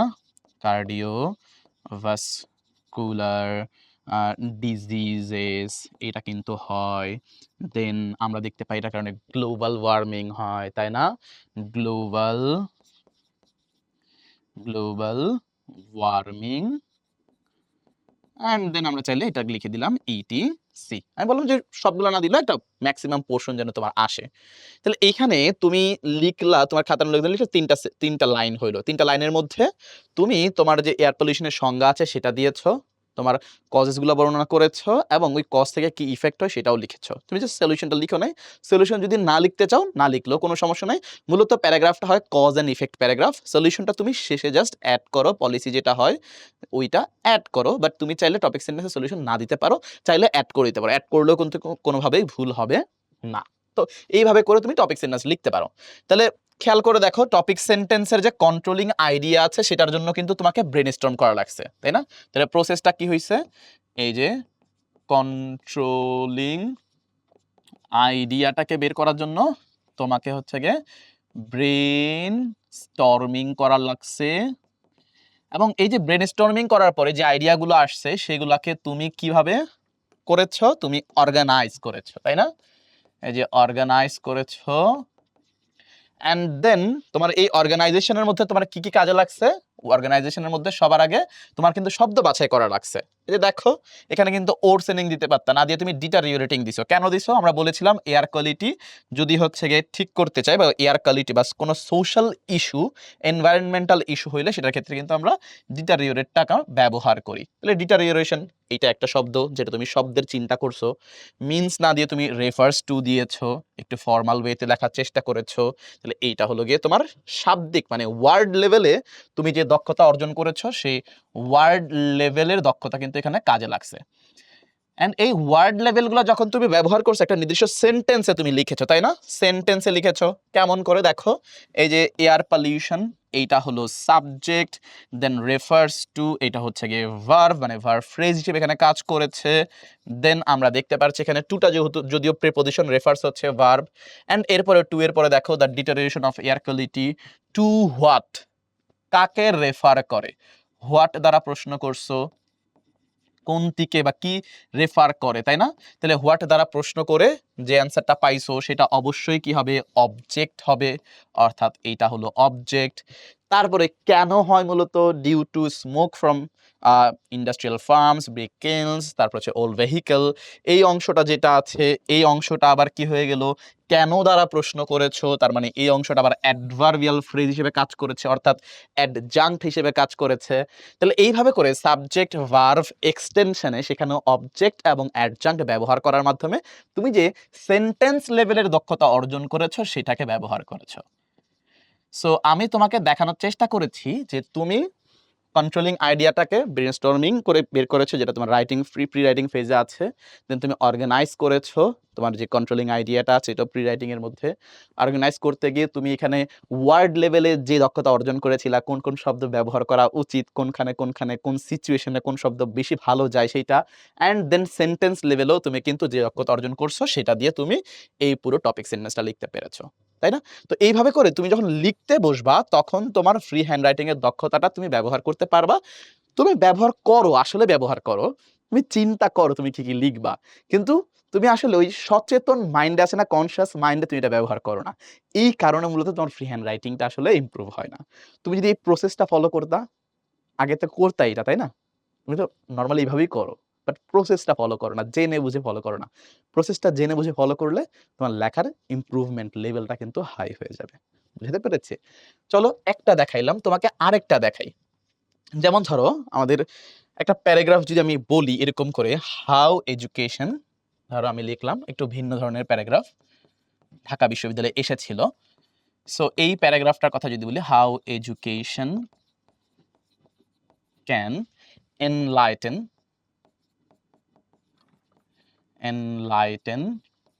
One's life. ঠিক আছে? এই হলো মনে করো তোমার প্যারাগ্রাফ, অ্যান্ড এই প্যারাগ্রাফটার কি করতে হবে তোমাকে, তোমাকে টপিক সেন্টেন্স লিখতে হবে। তাহলে তুমি সবার আগে কি করবা, অবশ্যই টপিকটাকে বের করবা, তাই না? তাহলে এখানে টপিক কি, টপিক হচ্ছে এডুকেশন, তাই তো? তাহলে সবার আগে তোমার এডুকেশন থাকবে। এখন এডুকেশনকে কি ডিফাইন করা সম্ভব? শিক্ষাকে ডিফাইন করা হ্যাঁ সম্ভব হয়তো, বাট এটা অতিরিক্ত মাত্রাতিরিক্ত হয়ে যাবে, তাই না? তো ডিফাইন করার দরকার নাই, টপিকটার নামটা আগে লিখে দাও। টপিকটার নাম লিখলাম আমি এডুকেশন, এডুকেশন লিখে দিলাম। ওকে, এবং এটা কি করে, এনলাইটেন করে, তাহলে আমি লিখলাম এনলাইটেন্স। টাইটেলের সাথে মিল রেখে রাখলাম যাতে হচ্ছে প্যারাগ্রাফটা যে আমার টাইটেলের সাথে সামঞ্জস্যপূর্ণ সেটা আমি দেখাইতে পারি। এবার তোমাকে কন্ট্রোলিং আইডিয়াগুলো লাগবে। কন্ট্রোলিং আইডিয়া তুমি কেমনে বের করো, ব্রেনস্টর্মিং করে। সো আমি এদিকে ব্রেনস্টর্মিং এর জন্য তোমার একটা জায়গা রাখলাম, ব্রেন স্টর্মিং, ব্রেনস্টর্মিং এর জন্য একটু জায়গা রাখলাম যাতে তুমি এই ব্রেনস্টর্মিং করে নিজে এবার আইডিয়াগুলো বের করতে পারো। ধরো আমি একটা একটা করে আইডিয়া বের করি। এডুকেশন কি করে, আমাদেরকে ইগনোরেন্সের যে ডার্কনেস আছে সেটাকে দূর করে না। তাইলে একটা হতে পারে removes the darkness of ignorance হয়ে গেছে। আমাদের কি আউটলুককে ব্রড করে না অনেক, তাহলে ব্রডেন্স আমাদের দৃষ্টিভঙ্গিকে একটু ব্রড করে দেয়, তাই না, প্রসারিত করে। ব্রডেন্স আওয়ার অ্যাটিটিউড হতে পারে, আউটলুক হতে পারে, যেটা দাও দিতে পারো, কোনো সমস্যা নাই। দেন ধরো মনে করো আর কি কি করতে পারে, আমাদের হচ্ছে গিয়ে ক্যারেক্টারকে শেপ করে, শেপস আওয়ার ক্যারেক্টার, আমাদের চরিত্রকে শেপ দেয় এবং সেই অনুসারে আমরা যাই। দেন ধরো আমাদেরকে কি করে, মেক্স আস রেশনাল বিং,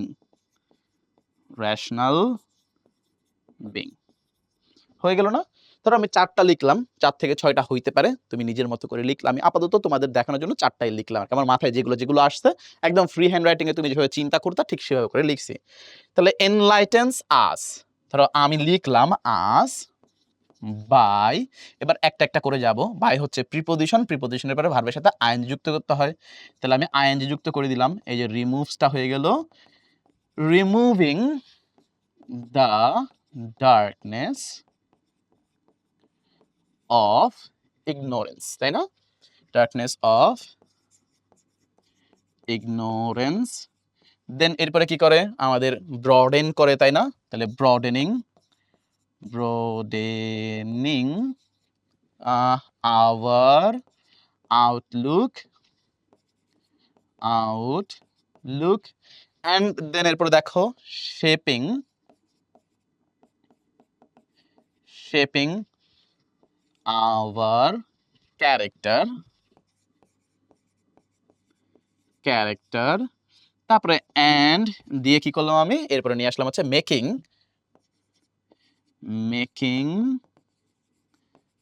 আস কি করে রেশনাল বিংস। ডান। তুমি যা চিন্তা করেছো সেটাকে জাস্ট কি করছো, একটা প্যারালিজম স্ট্রাকচারে, যেহেতু রিমুভিং আইএনজি হয়েছে সেখানে বাকিগুলো আইএনজি করে জাস্ট অ্যাড করে দিলা, তোমার একটা বেসিক কিন্তু কি হয়ে গিয়েছে, টপিক সেন্টেন্স হয়ে গিয়েছে। তাহলে এই জায়গার মধ্যেও খেয়াল করে দেখো, তুমি যখন শব্দগুলো বাছাই করছো ডার্কনেস অফ ইগনোরেন্স হয়, তাই না? সেখানে ডার্কনেস শব্দটা ইগনোরেন্সের সাথে যায়, সেখানে তুমি ডার্কনেস দিয়েছো। আউটলুককে যখন হচ্ছে গিয়ে এক্সপান্ড করে না, মনে হচ্ছে ব্রড করে, সেই কারণে আউটলুকের সাথে তুমি ব্রডের শব্দটা ব্যবহার করেছো।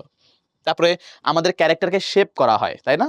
বিল্ডের থেকে শেপটা বেশি ভালো হয়, তাহলে বিল্ডস আওয়ার ক্যারেক্টার না, শেপ আওয়ার ক্যারেক্টার, সেই কারণে তুমি শব্দ চুজ করছো ওইভাবে করে।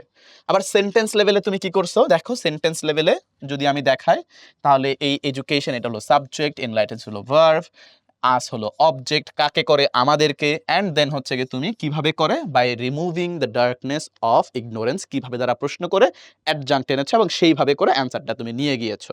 এবং এইভাবে করলে তুমি কিন্তু সহজেই তোমার সেন্টেন্স লেভেলে যে দক্ষতা অর্জন করেছো সেটা কিন্তু এখানে ব্যবহার করতে পারবা। দেন আরো ইমপ্রুভ কিন্তু করা যায়। কেমনে ইমপ্রুভ করা যায়?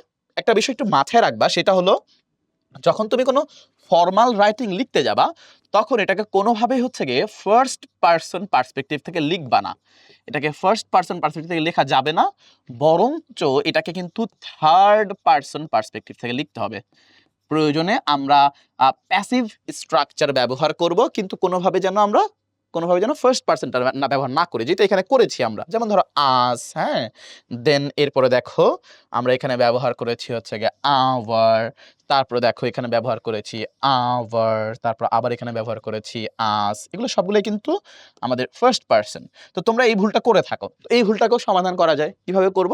এডুকেশন এনলাইটেন্স, আস না দিয়ে আমি দিলাম এটা কি, এটা দিলাম হচ্ছে গিয়ে ওয়ান, তাহলে ওয়ানটা কি থার্ড পারসন হয়ে গেল, তাহলে এটাকে করে দিলাম one by removing the darkness of ignorance broadening. Our না লিখে এখানে দিলাম হচ্ছে গিয়ে ওয়ান্স, কারণ এটা পসেসিভ, ওয়ান্স আউটলুক শেপিং। এবার মনে করো বারবার ওয়ান শব্দটা ব্যবহার করে রিপিট করলে আমরা কি ভুল হয় না, খারাপ দেখায় না? আমরা বলেছিলাম ফ্লেক্সিবল হইতে ওয়ার্ড ব্যবহারের ক্ষেত্রে, তাহলে ওইখানে যে অল্টারনেটিভ ওয়ার্ডটা ব্যবহার করা যায় সেটা ব্যবহার করি। ওয়ান মানে কি, পুরুষ এবং মহিলা দুইটাই কিন্তু হতে পারে, হি এবং শি দুইটাই হতে পারে। তাহলে এই জায়গার মধ্যে আওয়ারের জায়গায় আমরা দিলাম হচ্ছে গিয়ে হিজ অর হার, তাই না? ক্যারেক্টার অ্যান্ড মেকিং দিলাম হচ্ছে গিয়ে মেকিং ওয়ান রেশনাল বিং। তাহলে একটু মাঝখানে জাস্ট চেঞ্জ করে লিখলাম, তুমি চাইলে অন্যটাও কিন্তু নিয়ে আসতে পারো, তাই না? সো এইভাবে করে তুমি যদি চিন্তা করো তাহলে তোমার কিন্তু ওয়ার্ড লেভেলও যেরকম ইমপ্রুভ হচ্ছে, সেন্টেন্স লেভেলে ইমপ্রুভ হচ্ছে, তুমি ব্রেনস্টর্মিং এর মাধ্যমে মূল জিনিসগুলো নিয়ে আসতে পারতেছো, অর্গানাইজেশনটাও তোমার ভালো করে হচ্ছে।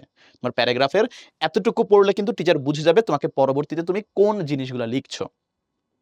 তাহলে টপিক সেন্টেন্স খুবই খুবই গুরুত্বপূর্ণ। আমি কিন্তু পুরো প্যারাগ্রাফে এই জিনিসগুলোকেই ব্যাখ্যা করব। তাহলে এতটুকু যখন টিচার পড়ে বুঝে যাবে যে হ্যাঁ ও ভেতরে কি লিখছে, টিচারের কিন্তু পরবর্তী প্যারাগ্রাফ তোমাকে পড়তেই হবে না। টিচার জেনেই যাবে যে তুমি এই জিনিসগুলোই আলোচনা করছো, এবং এতটুকু পড়ে টিচার একটু সন্তুষ্ট হবে এবং সেই কারণে তোমার মার্কসও কিন্তু বৃদ্ধি পাবে।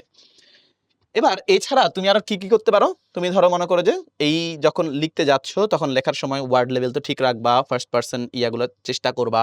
আরেকটা হচ্ছে ফর্মালিটি রক্ষার ক্ষেত্রে কি করতে পারো, সেটা হচ্ছে গিয়ে অ্যাভয়েড কন্ট্রাকশন। কোনোভাবে হচ্ছে গিয়ে আমরা কন্ট্রাকশন গুলো ব্যবহার করবো না। কন্ট্রাকশন মানে কি, সংক্ষিপ্ত রূপ। যেমন ক্যান নট কে আমরা কি লিখি, কান্ট লিখি। তাহলে এই যে কান্ট লিখা অ্যাপোস্ট্রফি দিয়ে, এটা লেখা যাবে না। তারপরে ইট হ্যাজ কে আমরা অ্যাপোস্ট্রফি দিয়ে এস দিয়ে দেই, এটা করা যাবে না। বুঝতে পারছি?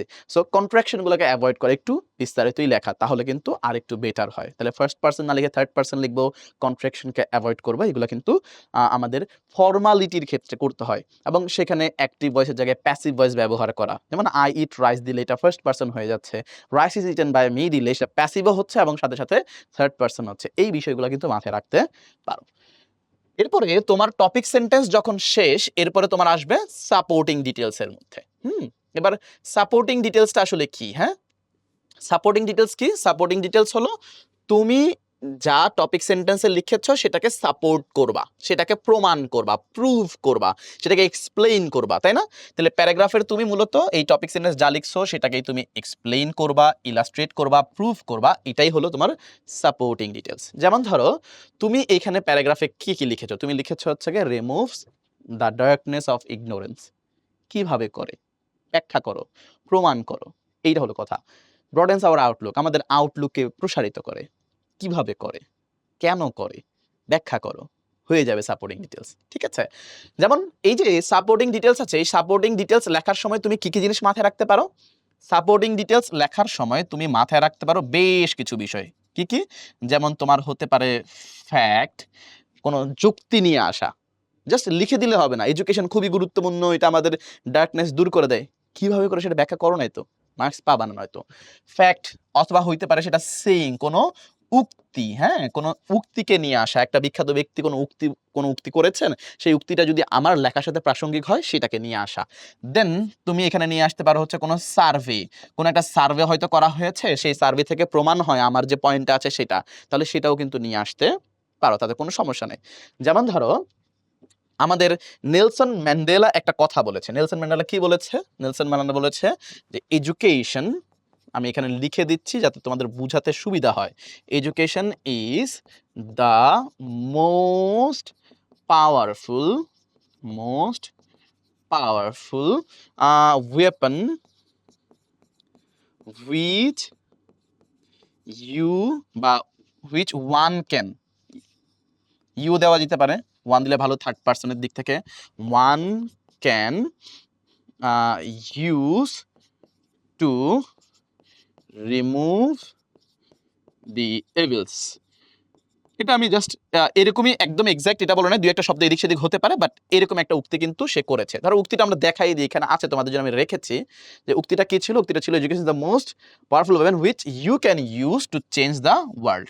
দেশটাকে বা পৃথিবীকে পরিবর্তন করার জন্য কিন্তু এটা আমরা ব্যবহার করতে পারি। তাহলে চলো আমরা সেটাই একটু লিখি এখানে। ধরো এই যে two change the world, change the world, তাই না?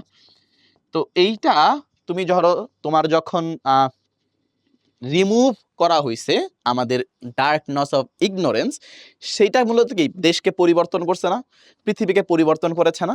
তাহলে এই যে আমি কন্ট্রোলিং আইডিয়াটা লিখলাম remove the darkness of ignorance, সেইটাকে প্রমাণ করার জন্য কিন্তু আমি এটা ব্যবহার করতে পারি, তাই না? অথবা আমরা যদি কোনো একটা কন্ট্রোলিং আইডিয়া লিখতাম যে সমাজ থেকে যে ইনজাস্টিস, কারাপশন আছে, খারাপ এভিল জাতীয় যত কিছু আছে সেইটা কিন্তু দূর করে কে? আমাদের এডুকেশন। তখন কিন্তু সক্রেটিসের একটা উক্তি আছে, সেই উক্তিটা আমরা ব্যবহার করতে পারতাম। যেমন এখানে এটা দেওয়া আছে কোনটা, যেমন ধরো Socrates once said the only good is knowledge and the only evil is ignorance. অর্থাৎ নলেজ আসলে সবকিছু গুড হয়ে যাবে, আর যখন হচ্ছে ইগনোরেন্স থাকবে তখনই কিন্তু এভিল মানে হচ্ছে ইনজাস্টিস, কারাপশন সেগুলো থাকবে। সো তুমি ওইরকম একটা কন্ট্রোলিং আইডিয়া দিলে কিন্তু এটাকে ব্যবহার করতে পারতা। আবার কোনো যুক্তি, যে আমরা কি হই যখন শিক্ষা গ্রহণ করি তখন আমাদের আউটলুকটাকে হচ্ছে গিয়ে ব্রড করা যায় কিভাবে?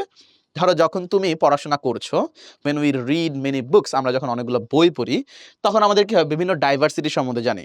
we get to know about diversity in society, সমাজের যে ডাইভার্সিটি আছে সেগুলো আমরা জানতে পারি এবং এতে কি হয় এই ডাইভার্সিটিগুলোকে আমরা একসেপ্ট করি। we get used to accepting those diversities, সেগুলোকে আমরা একসেপ্ট করা শিখি। অথবা একটা সার্ভে যদি চিন্তা করি, একটা দেখা যায় সার্ভে করা হয়েছিল যে ধরো যদি করা হয়ে থাকে আর কি, বাস্তবে হইতে হবে, নিজে বানায় দেওয়া যাবে না।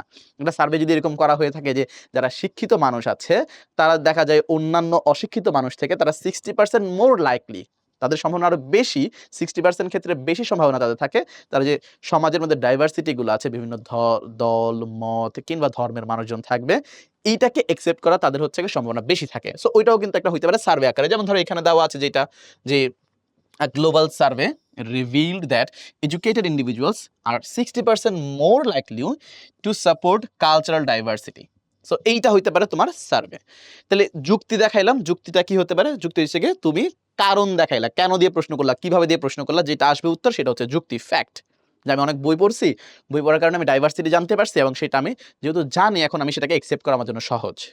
আবার যখন হচ্ছে গিয়ে তুমি কোনো যুক্তি না, তুমি চাইলে যে আমি একটা উক্তি দিব, কোনো মানুষ একটা বড় কথা, কোনো একটা বড় মানুষ কোনো কথা বলেছে, সেই কথাটাকে আমি ব্যবহার করব আমার যেই কন্ট্রোলিং আইডিয়া আছে সেটাকে প্রমাণ করার জন্য, সেটাও সম্ভব।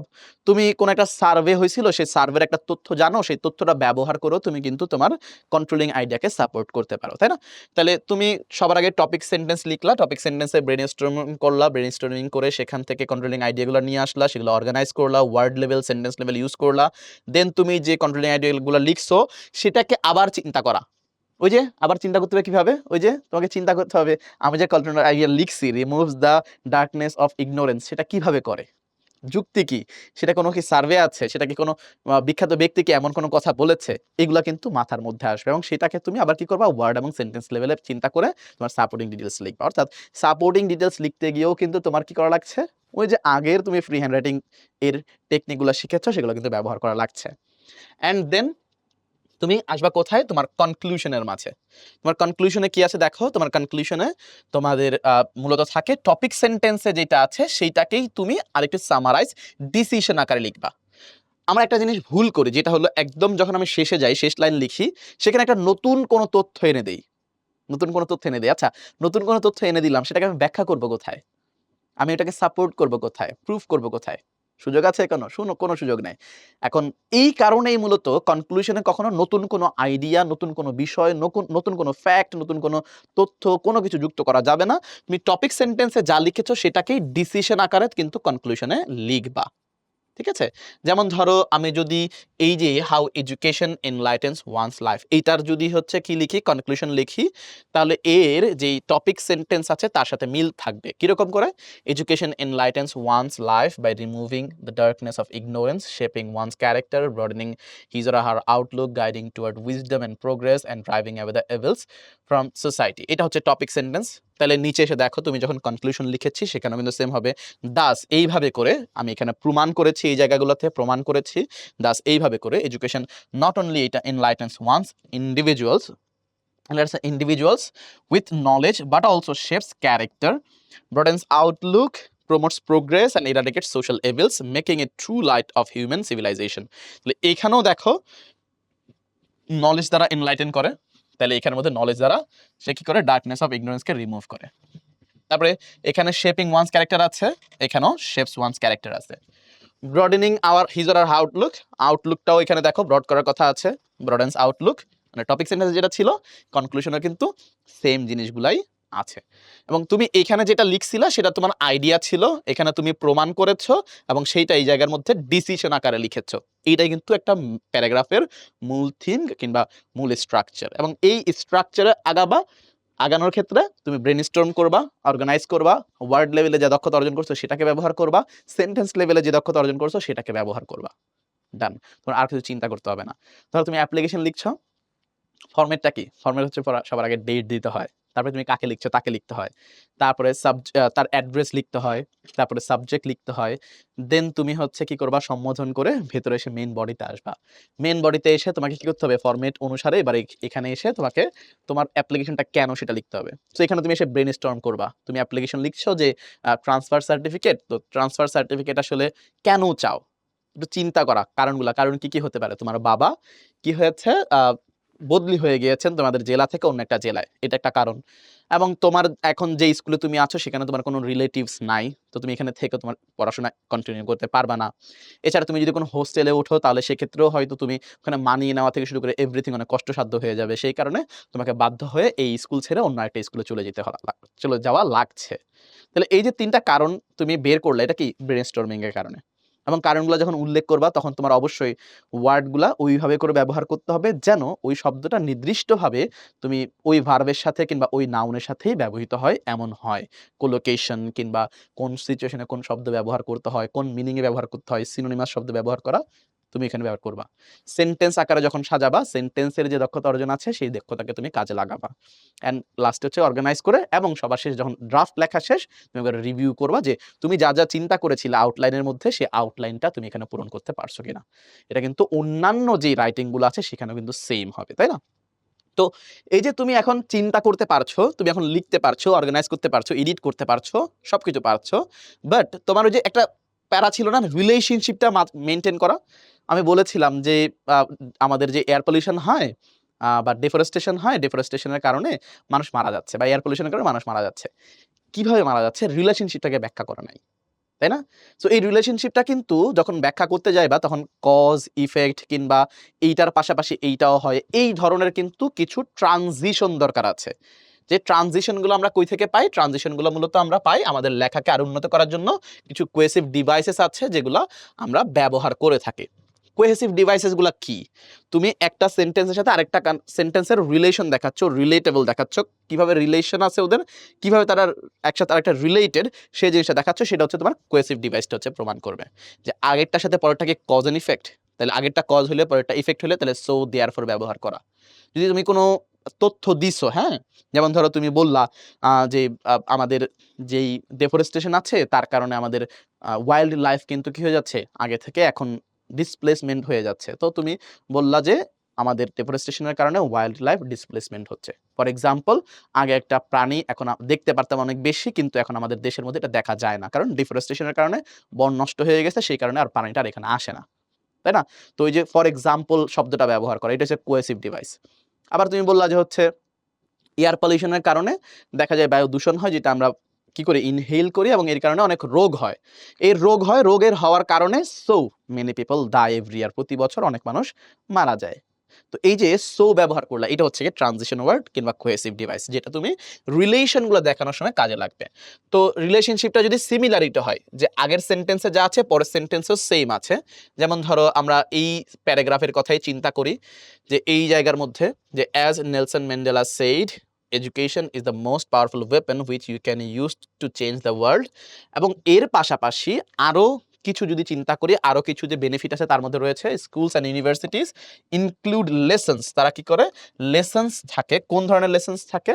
অন এথিক্স, তারপর হচ্ছে গিয়ে discipline, citizenship which create a sense of inclusiveness. এবং এই যে এখানে তুমি দিলা, উদাহরণ দিলা কিংবা তুমি বললা যে এখানে বিভিন্ন ধরনের এথিক্স, ডিসিপ্লিন কিংবা সিটিজেনশিপ রিলেটেড বিভিন্ন লেসন থাকে।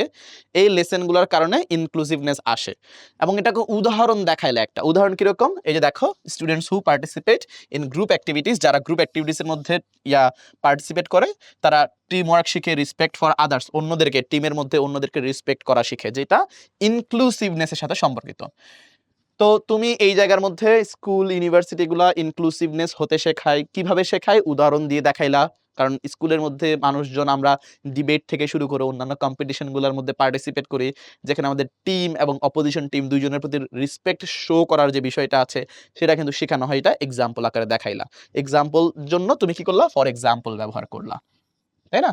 আবার আগের সেন্টেন্সও এডুকেশনের একটা ভালো দিক বলা হয়েছে, পরের সেন্টেন্সে এখানে স্কুলস ইউনিভার্সিটিস থেকেও একটা ভালো দিক বলা হয়েছে। একই জিনিস, সেই কারণে সেখানে আবার অ্যাগেইন ব্যবহার করা হয়েছে। সিমিলার থিংস, তাই না? সো এভাবে করে যদি সিমিলার হয় তাহলে এই also, in the same way, just as, so too, likewise, similarly. Exception কিংবা কন্ট্রাস্ট একটা এটার বিপরীত হইলে but, however, in spite of, on the one hand, on the other hand, nevertheless, nonetheless, on the contrary, এগুলো কিন্তু ব্যবহার করা যাবে। সিকোয়েন্স অথবা অর্ডার একটার পর একটা। ফার্স্টলি এডুকেশন আমাদেরকে কি করে? রিমুভ করে darkness of ignorance. Then secondly education আমাদের আউটলুকে ব্রড করে। থার্ডলি এডুকেশন আমাদেরকে রেশনাল বিং বানায়। ফাইনালি আমরা একটা পারফেক্ট হিউম্যান বিং এ পরিণত হয় এডুকেশন রিসিভ করার মাধ্যমে। অর্ডার অনুসারে যদি সাজাইতে হয় তাহলে সিকোয়েন্স। যদি টাইম বোঝায় যে একটার পরে আরেকটা আসছে তাহলে after, afterwards, at last, before, after, currently, during, at present, এই ধরনের শব্দ টাইম বুঝাইলে এইগুলা। দেন আমরা যদি দেখি এরপরে এক্সাম্পল হইলে সেক্ষেত্রে কিন্তু for example, for instance, namely, তারপরে সাচ অ্যাজ এগুলা, কোনো এমফাসিস বুঝাইলে ইভেন, ইনডিড, ইনফ্যাক্ট, অ্যাকচুয়ালি এগুলো ব্যবহার করা যায়। তারপরে প্লেস অথবা পজিশন যদি হয় তাহলে সেক্ষেত্রে অ্যাবাভ, অ্যাডজাসেন্ট মানে কাছাকাছি, ক্লোজ, বেলো হইলে নিচে, বিয়ন্ড হচ্ছে গিয়ে সীমানার বাইরে, in front, near by, there, cause and effect হইলে accordingly, consequently, hence, so, therefore এই জাতীয় যে কানেক্টর কিংবা কোহেসিভ ডিভাইস আছে সেগুলো। অ্যাডিশনাল সাপোর্ট, আমি যেটা বলছি সেটার পাশাপাশি আরো কি আছে তার জন্য অ্যাডিশনালি, অ্যাগেইন, অলসো, বিসাইডস যেটা আমরা একটু আগে বললাম। এডুকেশনের একটা ভালো দিক বেনিফিট বলার পরে আরো একটা যুক্তি করছি পাশাপাশি, তখন সেক্ষেত্রে আমরা অ্যাগেইন ব্যবহার করেছিলাম, তাই না? অ্যান্ড কনক্লুশন, কোনো কিছু সামারি টানতে হইলে finally, in a word, in brief, in conclusion, in the end, এগুলো কিন্তু ব্যবহার করা যায়। তো এইভাবে করে তুমি যে কানেক্টরের ব্যবহার তোমরা শিখো, এই কানেক্টরের ব্যবহারটা কিন্তু করতে পারো, যেটা তোমার যে লজিক্যাল রিলেশনশিপ আছে সেটাকে বিল্ড করতে কিন্তু কি রাখবে, সহায়তা করবে। রিলেশনশিপের বিষয়টাও কিন্তু আমাদের ওই যে রাইটিং ফেজের মধ্যে ছিল। তাহলে সবার আগে আমরা ওয়ার্ড লেভেল শিখলাম। তুমি যখন একটা অর্গানাইজ করতেছো তোমার কন্ট্রোলিং আইডিয়াগুলোকে, তখন তোমার ওয়ার্ড লেভেলের কিন্তু কি লাগতেছে, সহায়তা লাগতেছে। সেন্টেন্স লেভেলের মাধ্যমে সেন্টেন্সগুলোকে গঠন করা শিখছো। তুমি যখন ওই কন্ট্রোলিং আইডিয়াগুলো ভাবতেছো সেখানে তোমার ব্রেন স্টর্মিং কে লাগতেছে। তুমি যখন হচ্ছে কি করছো, তোমার আবার যখন পুরোপুরি পড়ার পরে কোনো জায়গায় কোনো সমস্যা মনে হচ্ছে, সেই সমস্যাগুলো এডিট এবং রিভিউ অংশে শিখেছো। তুমি যখন রিলেশনশিপ যেটা আছে রাইটিং ফেজের মধ্যে লজিক্যাল রিলেশনশিপ ঠিক আছে কিনা সেটা দেখানোর জন্য তুমি কিন্তু এই যে কোহেসিভ ডিভাইসেসগুলো ব্যবহার করছো। তাহলে এই যে ৪-৫টা কিংবা প্রিলিমিনারি ফেজ বলি কিংবা প্রি রাইটিং ফেজ বলি কিংবা রাইটিং ফেজ বলি কিংবা তারও আগে যে ওয়ার্ড লেভেলের দক্ষতা বলি কিংবা সেন্টেন্স লেভেলের দক্ষতা বলি, সবকিছু কিন্তু ব্যবহার করে একটা পারফেক্ট প্যারাগ্রাফ কিন্তু এইভাবে করে তুমি লিখতে পারো। ঠিক আছে? সো এইভাবে করে চিন্তা করলে তোমার ফ্রি হ্যান্ড রাইটিং ধীরে, ধীরে ইমপ্রুভ হবে। সো আমি যদি পুরো ক্লাসের একটা সামারি তোমাদের কাছে দাঁড়া করাই, সবার আগে আমি বলেছি আমাদের ফ্রি হ্যান্ড রাইটিং এ ভালো করতে হলে ওয়ার্ড লেভেলে আমাদেরকে স্কিলড হইতে হবে। কোন ওয়ার্ড কোন সিচুয়েশনে বসে, কোন ওয়ার্ডের সাথে কোন ওয়ার্ড যায়। যেমন ডু এ ক্রাইম হয় না, কমিট এ ক্রাইম হয়। প্রবলেম এবং ইস্যুর ক্ষেত্রে প্রবলেম আমরা সাধারণত যেকোনো সমস্যা যখন হয় সেটা ব্যবহার করি, কিন্তু সোশ্যাল এনভায়রনমেন্টাল কোনো যদি বিষয় হয়, সমস্যা হয়, তাহলে সেক্ষেত্রে ইস্যু শব্দটাকে ব্যবহার করি, তাই না? রিসার্চের ক্ষেত্রে আমরা কন্ডাক্ট ব্যবহার করে থাকি। এই যে শব্দ ব্যবহারটা একটু কি থাকা, কেয়ারফুল থাকা, কোলোকেশনসটা মাথায় রাখা, কিংবা আমরা যখন শব্দ ব্যবহার করব একটু কি থাকা, ফ্লেক্সিবল থাকা, যে Bob and Alex are different in opinions না লিখে আমরা চাইলে কিন্তু আরটাকে বাদ দিয়ে ডিফারেন্টটাকে ডিফার করে দিতে পারি। তাতে শব্দগুলার যে ডেরিভেটিভস আছে পার্ট অফ স্পিচ বিভিন্ন, সেগুলোর ব্যবহারগুলা ক্লিয়ার হবে। এবং এই যে শব্দটা যখন আমি শিখব, সেই শব্দটা কিন্তু আমি ডিকশনারি হোক, আমার টেক্সট বুক হোক, সেখান থেকে শিখতে পারি। ডিকশনারি থেকে শিখলে বেশি ভালো, কারণ সেখানে ডব্লিউ এবং এস দেওয়া থাকে। ডব্লিউ মানে হচ্ছে রিটেন এর জন্য, এস মানে স্পিকিং এর জন্য। উভয়টা থাকলে রিটেন এবং স্পিকিং ২ জায়গায় ব্যবহার করা যায়। এরপরে তুমি যখন শব্দটা শিখে ফেলেছো, সেই শব্দটা দিয়ে সেন্টেন্স মেক করা আমি শিখাইলাম। সাবজেক্ট, ভার্ব, এক্সটেনশন ব্যবহার করে সেন্টেন্স মেক করবা। তাহলে তোমার সেন্টেন্স মেকিং এর যে দক্ষতাটা আছে সেটাও কিন্তু ফিল আপ হয়ে যাবে, কভার হয়ে যাবে। দেন তুমি সেন্টেন্স যখন শিখে ফেলেছো, এবার তুমি কি করবা? তোমার দক্ষতাটাকে ফ্রি হ্যান্ড রাইটিং এ কাজে লাগাবা। প্রিলিমিনারিতে তেমন কোনো কাজ নাই। তোমাকে হচ্ছে প্রিলিমিনারি ফেজে তুমি কার জন্য লিখছো, তোমার উদ্দেশ্য কি, সেই জিনিসটা একটু ভালো করে দেখা। রাইটিং ফেজে এসে সরি প্রি রাইটিং ফেজে এসে একটু ব্রেনস্টর্ম করা। ব্রেনস্টর্ম করার জন্য এক্সপ্লোর, রিসার্চ এই ধরনের কাজ করা যেতে পারে। তুমি যে টপিকে লিখছো, সেই টপিকের মূল বিষয়গুলা কি? কোন জিনিসগুলো তুমি তোমার লেখার মধ্যে রাখতেই হবে, সেগুলোকে খুঁজে বের করা এক্সপ্লোর, রিসার্চের মাধ্যমে ব্রেনস্টর্ম করে। দেন সেগুলোকে অর্গানাইজ করা। অর্গানাইজ করার ক্ষেত্রে আমরা বলেছিলাম যে তোমার এখানে সেন্টেন্স লেভেলের যে দক্ষতা, ওয়ার্ড লেভেলের দক্ষতাটা ব্যবহার করতে হবে। রাইটিং ফেজের পরে তুমি প্রি রাইটিং ফেজের পরে তোমার আসবে রাইটিং ফেজ। রাইটিং ফেজের মধ্যে এসে তুমি একটা আউটলাইন তৈরি করবা, যে এই আউটলাইনে সবার আগে তুমি এয়ার পলিউশনের সংজ্ঞা লিখবা, তার কন্ট্রোলিং আইডিয়া, তার কজেস, তার ইফেক্ট, তার সলিউশন, কনক্লুশন লিখবা। এই আউটলাইনটা রেডি করা, আউটলাইন অনুসারে ড্রাফট রেডি করা, তুমি লিখে ফেলবা। অ্যান্ড লাস্টে চাইলে তুমি একবার রিভিউ করতে পারো তুমি যা চিন্তা করছিলা আগে, তাকে আদৌ কি সঠিক আছে কিনা, এবং ওইটা কি এখন তুমি পরিপূর্ণ করতে পারছো কিনা, কোথাও কোনো গ্যাপ আছে কিনা, রিলেশনশিপটা ঠিকঠাক আছে কিনা, যেটা আমরা কোহেসিভ ডিভাইসের মাধ্যমে দেখেছি। এবং এই সবগুলো দেখার পরে এই ফ্রি হ্যান্ড রাইটিং এ যা আমরা শিখেছি সেটা ব্যবহার করে কেমনে একটা রাইটিং অর্থাৎ প্যারাগ্রাফ লেখা যায়, টপিক, সেন্টেন্স, সাপোর্টিং ডিটেলস অথবা কনক্লুশন লেখা যায়, সেই জিনিসটা দেখার চেষ্টা করেছি। সেখানে কোন কোহেসিভ ডিভাইসটা কোন অর্থে ব্যবহার করতে হয় সেটা দেখার চেষ্টা করেছি। পাশাপাশি একটা প্যারাগ্রাফ কেমন হইতে পারে সেই জিনিসগুলো দেখার চেষ্টা করেছি। টপিক সেন্টেন্সে কি থাকবে, টপিক এবং কন্ট্রোলিং আইডিয়া সেটা দেখানোর চেষ্টা করেছি। সাপোর্টিং ডিটেইলসে কিভাবে আমি টপিক সেন্টেন্সটাকে ব্যাখ্যা করব, ফ্যাক্ট, তারপরে সেইং কিংবা কোনো ধরনের যদি সার্ভে থাকে সেই জিনিসটাকে আমরা এখানে তুলে ধরতে পারি। অ্যান্ড কনক্লুশন এসে নতুন কোনো আইডিয়া নয়, বরং টপিক সেন্টেন্সের বিষয়টাকে তুলে ধরার চেষ্টা করতে হবে। আশা করছি পুরো বিষয়টা তোমাদের কাছে এখন বোধগম্য হয়েছে। বিষয়টা যদিও একটু লং টার্ম প্রসেস, মানে একদিনে তোমার কোনোভাবে ফ্রি হ্যান্ড রাইটিং ক্লিয়ার হবে না, তবে এই প্রসেসে ধীরে ধীরে ধীরে ধীরে এগোলে তোমার কিন্তু একটা সময় গিয়ে তোমার লেখার স্ট্যান্ডার্ড অনেক বেড়ে যাবে। তখন তোমাকে কোনো টপিক কমন পড়া লাগবে না, নিজে থেকেই যে কোনো জিনিস লিখতে পারবা, তাই না? সো তোমাদের এখানে প্র্যাকটিস করার জন্য আমি কিছু জিনিস রেখেছি। তোমরা যদি বেসিক লেভেলে তোমার মনে করো যে তোমার এখন লেখার মান এতটা ভালো না, জাস্ট বেসিক লেভেলে করতে চাও, তাহলে এখানে কিছু টপিক আছে। ইওর ফেভারিট টিচার হোক, এটি স্টিল হোক, ট্রি প্লান্টেশন হোক, এই টপিকগুলো কিন্তু রাখতে পারো। এই টপিকগুলো কিন্তু তুমি নিজে লিখে লিখে প্র্যাকটিস করতে পারো। দেন তোমার যখন বেসিক লেভেল শেষ, তুমি এসে এবার মিডিয়াম লেভেলে ধরো ডে লেবারার কিংবা হচ্ছে early rising, benefits of early rising, bad deforestation, environmental pollution, একটু ডিপ চিন্তা করতে হবে এমন টপিকগুলো রেখেছি। এবং এরপরে অ্যাডভান্স লেভেলের মধ্যেও কিন্তু কিছু টপিক এখানে রাখা হয়েছে, যেমন ড্রিম, অ্যাবস্ট্রাক্ট একটা বিষয়, প্রাইস হাইক, আরও রিসার্চের একটা বিষয়, food adulteration, climate change, modern technology, এগুলো কিন্তু এখানে রাখা হয়েছে যাতে তুমি এগুলো প্র্যাকটিস করতে পারো।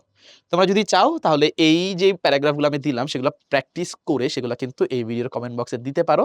ইনশাল্লাহ আমি চেষ্টা করব তোমাদের লেখার মান কতটুকু হয়েছে, কি কি করলে তোমার আরো ইমপ্রুভ হবে সেই জিনিসটা আমি দেখাই দিতে পারবো। সেই জিনিসটা আমি তোমাদেরকে দিক নির্দেশনা দিয়ে দিব। ঠিক আছে? ওকে, সো এই আর কি তোমাদের প্র্যাকটিসের কিছু জিনিস দিয়ে আজকের এই ক্লাসটা এখানেই শেষ করছি। আমাদের একটা কথা থাকে, লেগে থাকো সৎভাবে, স্বপ্ন জয় তোমারই হবে। সো সৎভাবে, সঠিক পন্থায়, সঠিক প্রসেস ফলো করে চেষ্টা করতে থাকো। ইনশাল্লাহ ফ্রি হ্যান্ড রাইটিং যেটা নিয়ে তোমরা সবচেয়ে বেশি ভয়ে থাকো, সেই জিনিসটার মধ্যে তোমরা ইমপ্রুভ করতে পারবা, সেটাও তোমরা জয় করতে পারবা। সবার জন্য অনেক অনেক শুভকামনা জানিয়ে আজকে এই ক্লাসটা এখানেই শেষ করছি। আল্লাহ হাফেজ। আসসালামু আলাইকুম রহমতুল্লাহ।